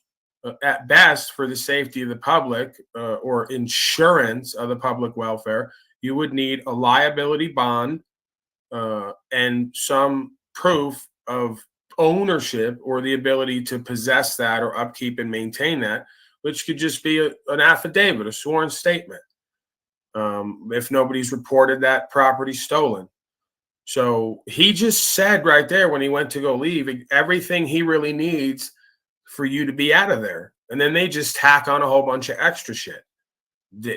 From what I understand, as I said, it's liability bond and proof of ownership, which, could be trustee. It's a trust property, use, upkeep, maintaining. To go. No. Okay. All right. So do you have any suspensions, any warrants on your license right now? Sir, I'm going to exercise my right not to answer any questions. Okay. All righty, sir. Well, here's the deal. Back there at FM 523, your speed was confirmed at 92 miles per hour. Okay? Speed limit here is 65.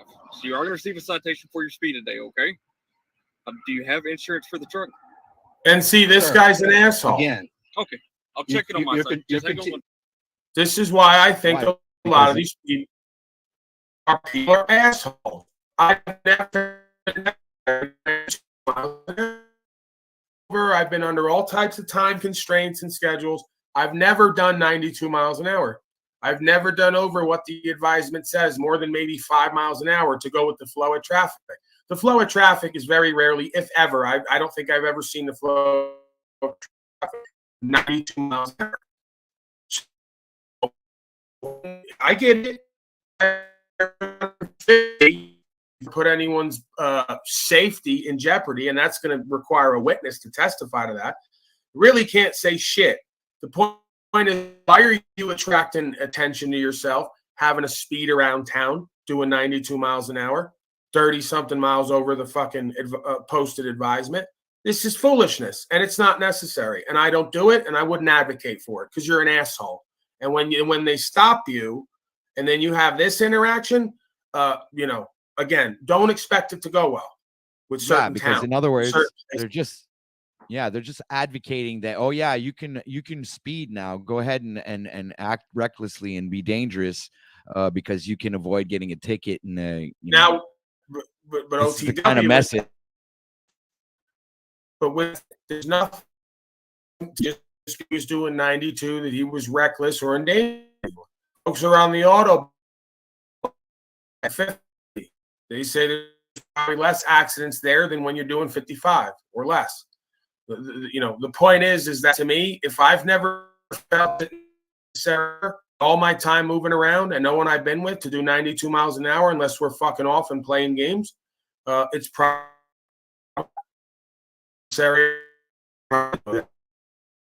for me in that moment. I had to speed up to 92 miles an hour and to move necessary and proper, and anything else is an advisement. You could make that argument. I just think that man to man, when you're real with yourself and others, if you're having that conversation, most times you're not going to get received well. You're not going to be received well, Yeah, agreed.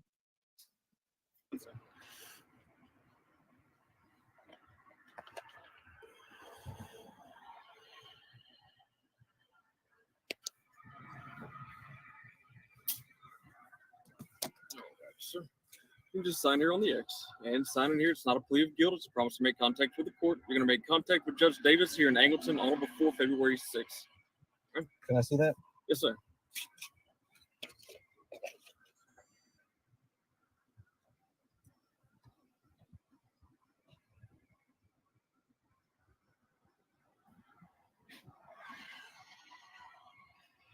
Sir, I disagree with this. Okay. You're not going to sign it? I like my attorney now since I'm under arrest. Okay. So are you going to sign this or no?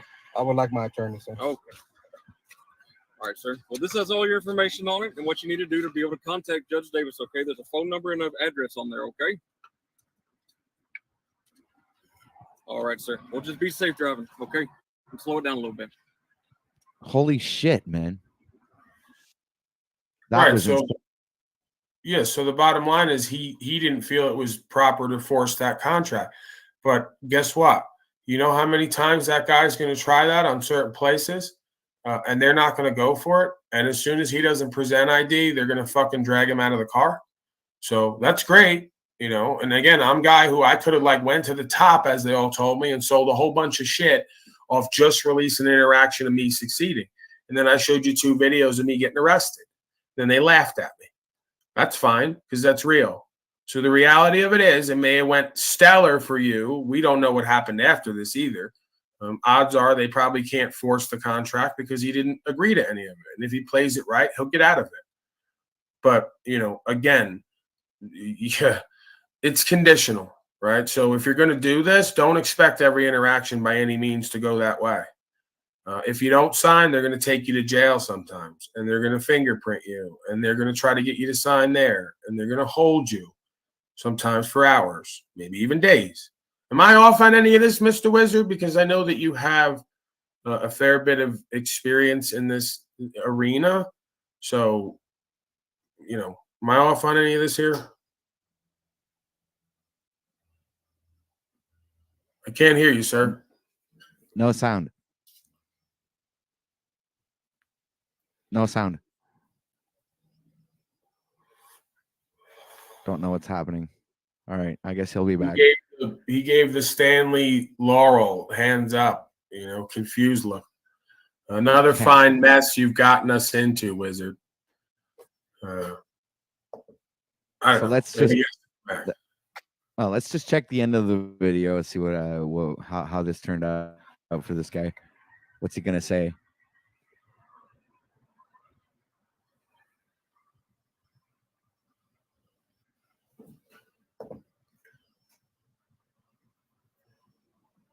Well, it's pretty silent. He's not saying much. I would have said something. Huh, he stopped it there.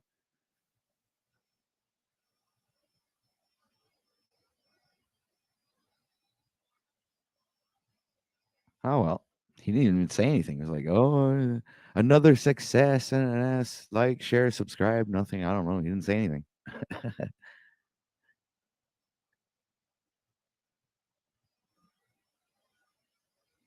Welcome back, Wizard.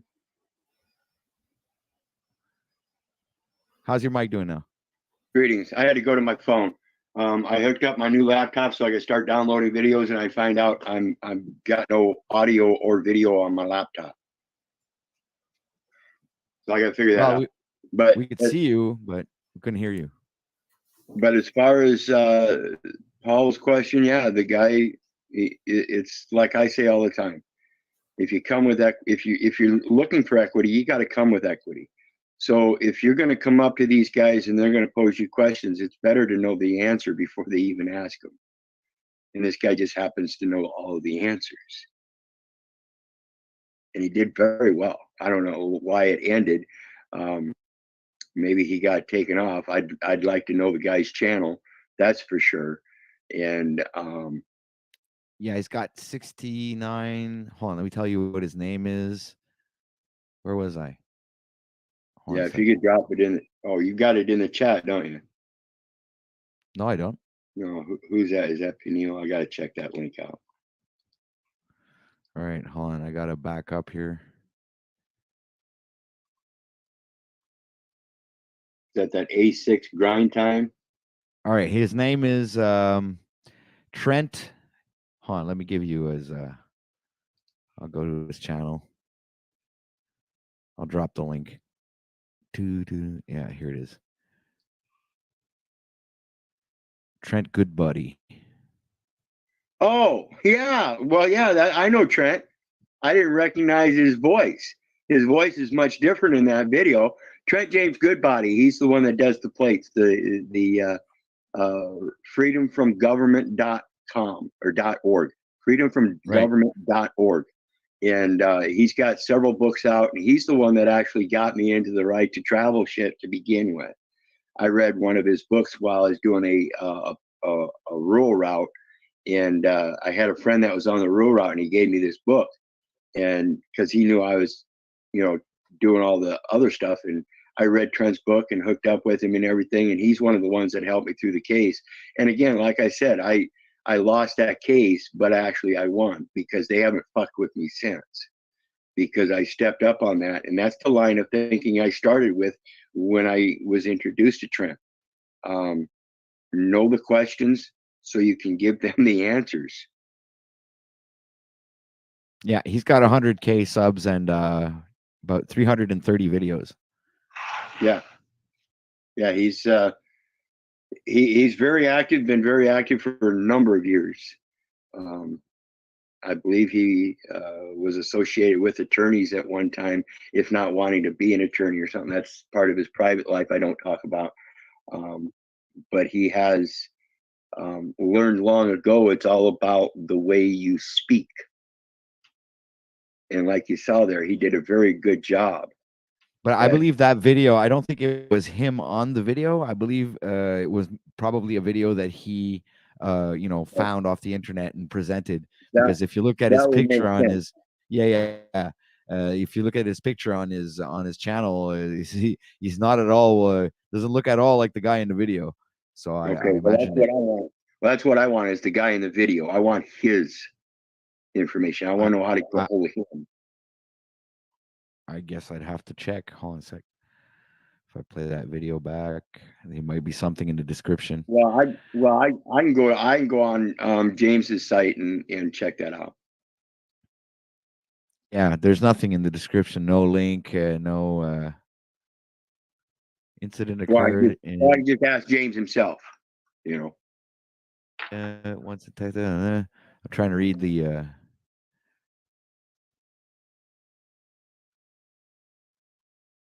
Oh, maybe it was him.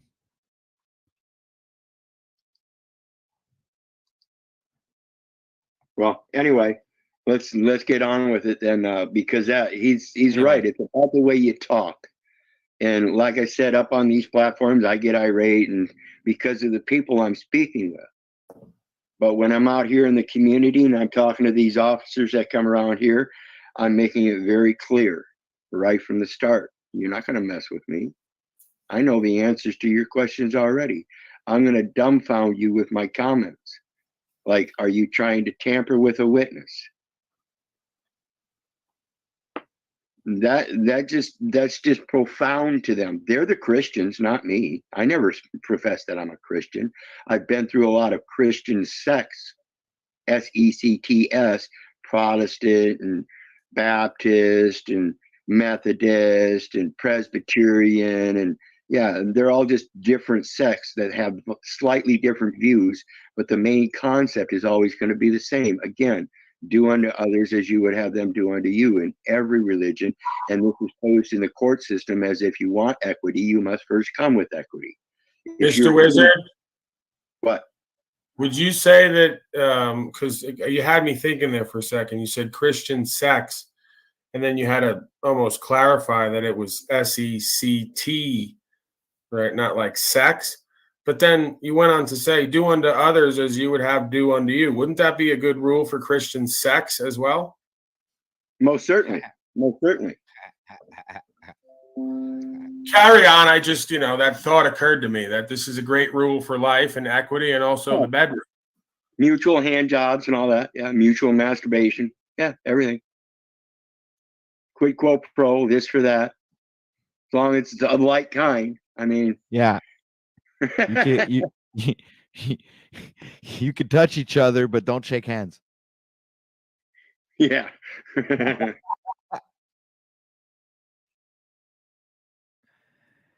All right. It's been an interesting stream, ladies and gentlemen. We are at the top of the hour. It is 1:56 p.m. here in Montreal, Canada, Eastern time. Beautiful temperature outside. Hope you guys are going to get some sun. some nice vitamin D. Yeah, I'm getting the hell out of here. I'm gonna have to do still a regular broadcast, and I'm already. Yeah, I'm out too. I got to fix this. Yeah, and I'm gonna be shutting down soon as well. I got some shit to do. So, but it's been an awesome stream, man. Thank you very much, Mr. Enslavius, for being here today. All right, thank you, sir. All right, have a great day, man. Have a good one. All right, Toilet Bowl Earth. You haven't said much since you've been here. Brian O'Shea showed up, and we got also Mr. Rob Cleveland. What do you guys have to say? First, I'd like to hear from Toilet Bowl, but I don't know. You seem to be preoccupied. I don't know what you're doing. All right, very interesting. How about you guys? Nothing? Hey, OTW. Yeah, I did an interview with the comedian woman that came on your show, Aaliyah. All right. She was on my broadcast earlier, and did an interview. And then when we were wrapping up, I was getting ready. I'm just driving to a job right now. So as we were wrapping up, I asked her if she was interested in going on your show, and we both go over there. So that's what ended up happening. So. Oh, okay. Well, you guys didn't throw around a lot of jokes. That would have been nice. No, that wouldn't have been nice. That's not how it works. We're not little monkeys. Yeah. We just tell jokes on demand like that. Yeah, I guess when you're put on the spot like that, it is kind of awkward. Yeah. You know, if you had a plumber on your show, would you say, "Go ahead and fix the toilet for us"? That'd be great. Yeah, let's watch you fix the toilet. That would be a great idea. Well, actually, that would be cool if I did that. Maybe I will do that on my. Welcome back, Garland.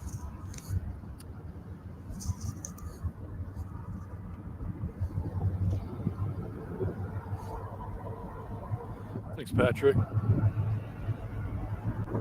Yeah, I just wanted to finish a thought that I was trying to get out. I wasn't able to answer a question. Go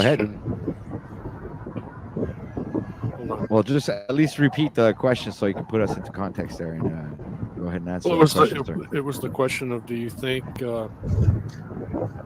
securing a source of nutrition would be more important than? Hey, Garland, what do you think of Jeffrey Phillips? Never mind. We don't have to bring him in the conversation. But yeah, just let him finish his thought. Let him finish his thought, Brian. All right, I'll let him finish his thought. Go ahead. I won't interrupt him. Yeah, let him finish. All right, go ahead, Garland.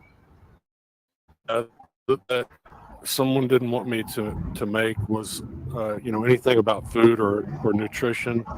The problem in that the only priority should be to discard. It's really boring, though. I just got to say, dude. But go ahead and finish your thought.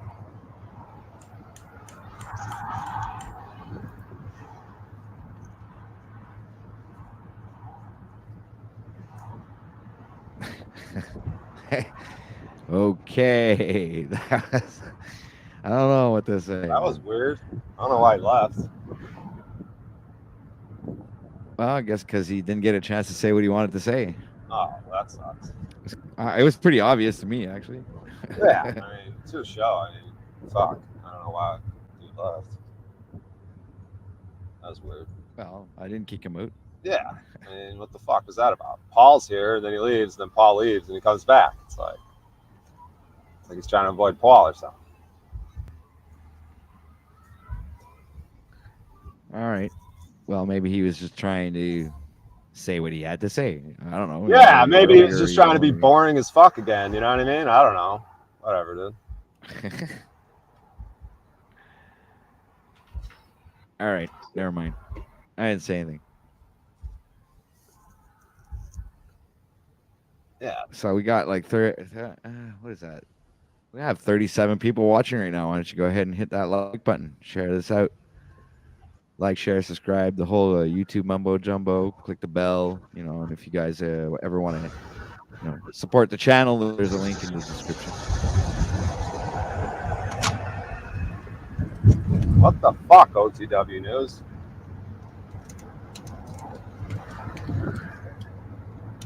Ask Garland. Okay, we got Static Warrior here. Hold on a second. Let me see his comment.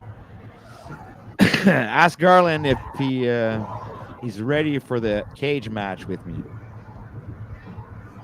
Well, I'd love to ask him, but he's not there. He's gone.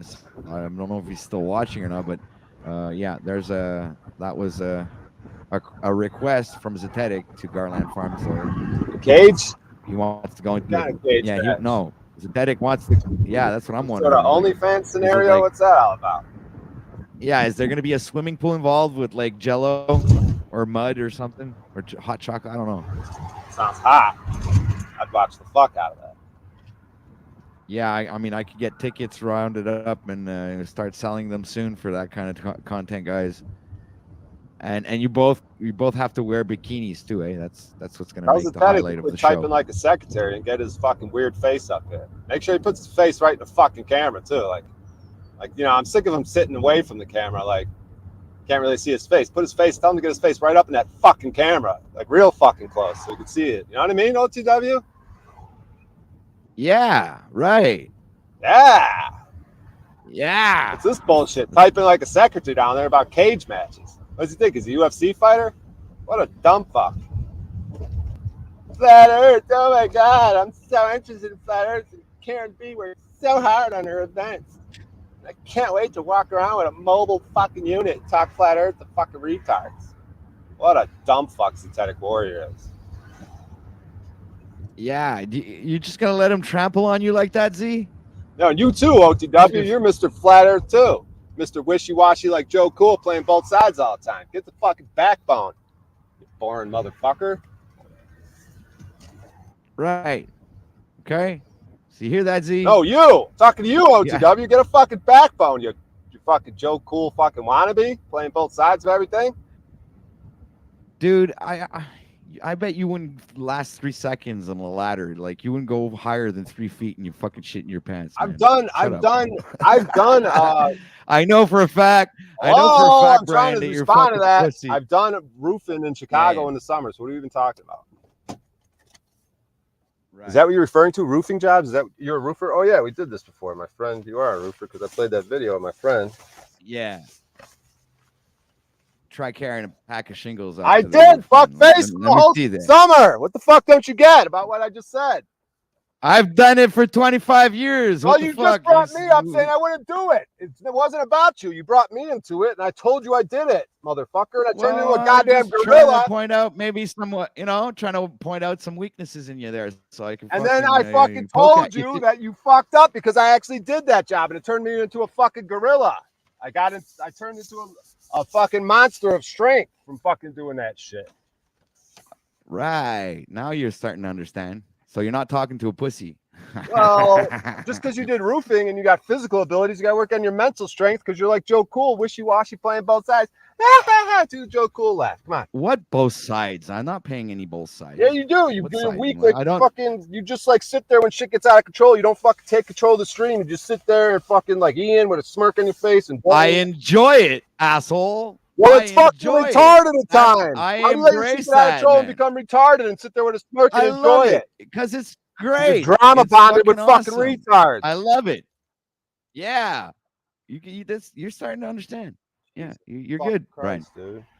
Man, I could use a couple of hours of therapy with you, man. Maybe we could go on a hike.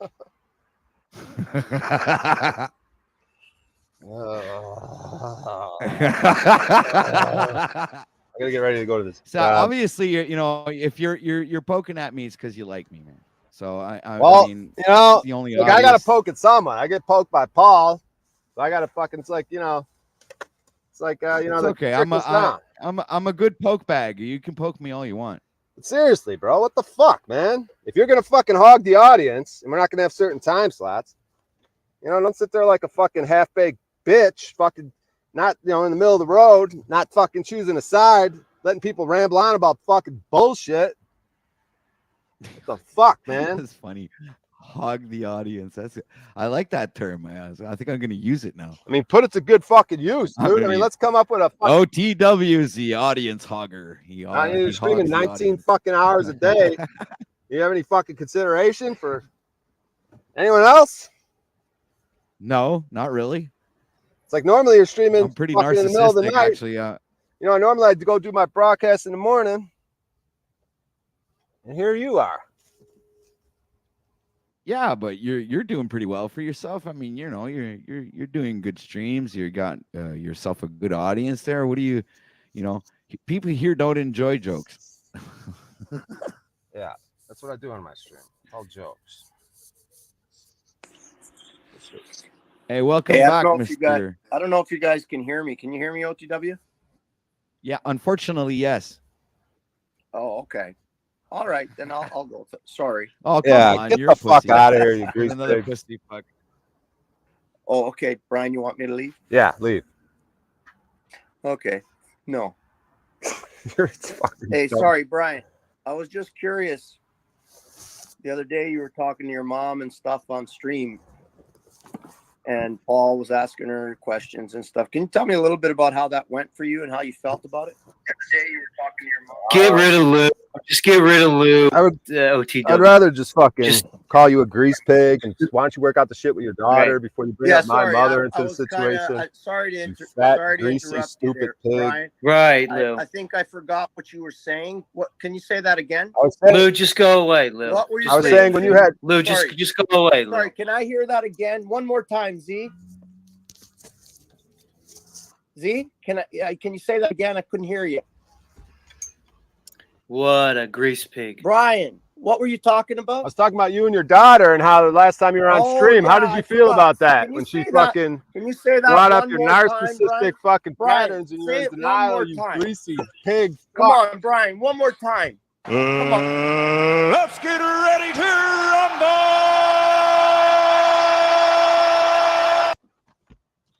Don't let me stop Hey, you, hold up. Brian. Z Say came it up here to again. talk about flat Earth. Don't you want to be talking about flat Earth? Isn't that fucking exciting? Let Z talk for a second.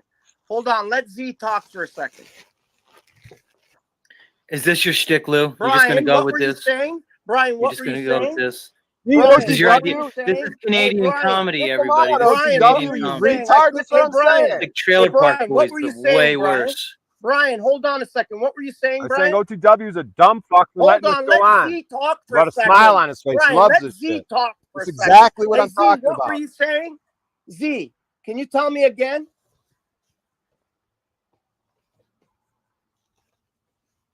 You're radio poison, Lou. Hold on. Brian wants some. You're radio poison.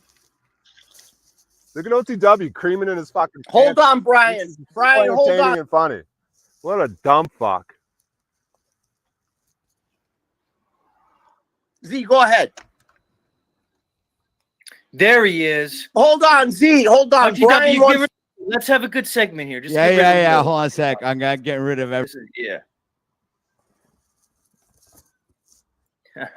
Here we go. Garland, you're getting this. Is this the cage match that you had requested some time ago? You had said you wanted a cage match with the Zetetic Warrior. Maybe this is it right here, Garland. What do you think? Garland Farms? Do you have something to say to me? I think I just did. Did you miss it? Is there something wrong with my audio, or maybe it's your hearing? I know a guy that could help you with that.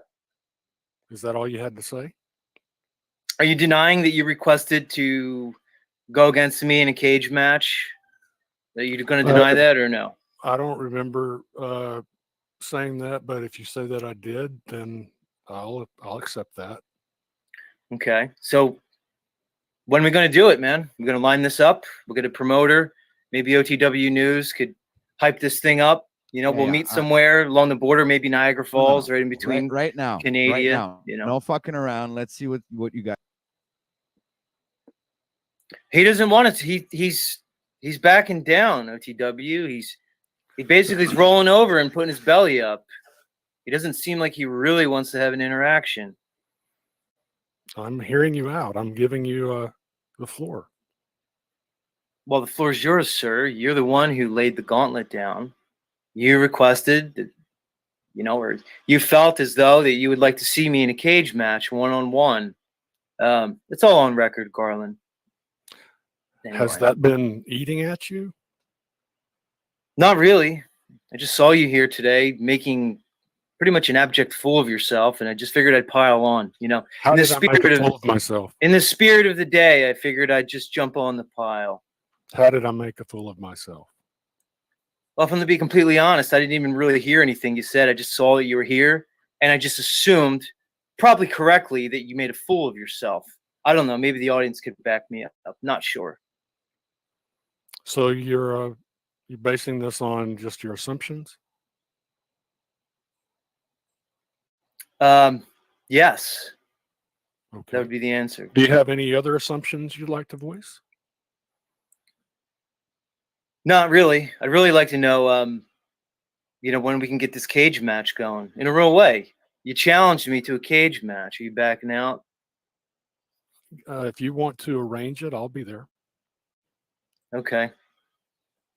We'll see if we can make that happen. OTW, we're going to work on this. Are you guys really seriously kidding me now? You are actually in the cage saying that, well, we'll organize a cage match eventually, instead of fucking pulling up your fists and fucking going at it, man. What is this? You guys calling this content? Give me a break, man. Come on. Oh no, we're not talking about we're talking about real content. We're not talking about a metaverse. All right, I'm gonna bring everybody back. We're talking about a fucking cage match. Fuck, it was. But listen, OTW, ironically, OTW, I didn't. Hey, hold on, Garland. Z, hold on a a second. second. All right, hold on a second, man. I'll let you say. Hold on a second. All right, go ahead, Z. What were you gonna say? So I actually want to hear what you have to say. So then I actually came here to talk to you, not Garland. He just happens to be like, just an extra little icing on the cake, so to speak. Oh, okay, all right. Yeah, I wanted you to come to my show, OTW. I wanted you to come to my show. I was busy this morning. That's why I was late. All right, I'll make it quick. I don't want to embarrass you in front of your audience. I don't want to do that. That's not my goal here today. I'm here in the spirit of peace and well-being and all that stuff, right? However, I did on my show point out a bit of an issue that I felt needed to be addressed. Is that, all right, you want to stream when you want, you're going to stream at the same time as me, whatever. But let the record show that you came on my show 2 mornings in a row to promote your show, literally 5 minutes before you were going on over top of me. So I'll just leave it like this, painting that canvas for everybody, that we're all going to stream when we want. I get it. There's only 24 hours in a day, and there's a lot of creators. But we have affiliations, we have associations, we have, relationships of mutual self-benefit, right? So anyway, my point is this. You stream whenever you want, but I did find it a bit odd that you thought it was somewhat appropriate to come to my show to promote your show as you're basically running at the same time as me. That's all. I'm just putting it out there. And just, you guys hear me? I gotta get going. I got interest stream. Right. So okay. So all right. Yeah, it's all right. So we can move on. Because But you I have can no stream when you problem. want. I can stream when I have want. no problem you promoting yours here, sir. So this is like, do Right. unto others what you have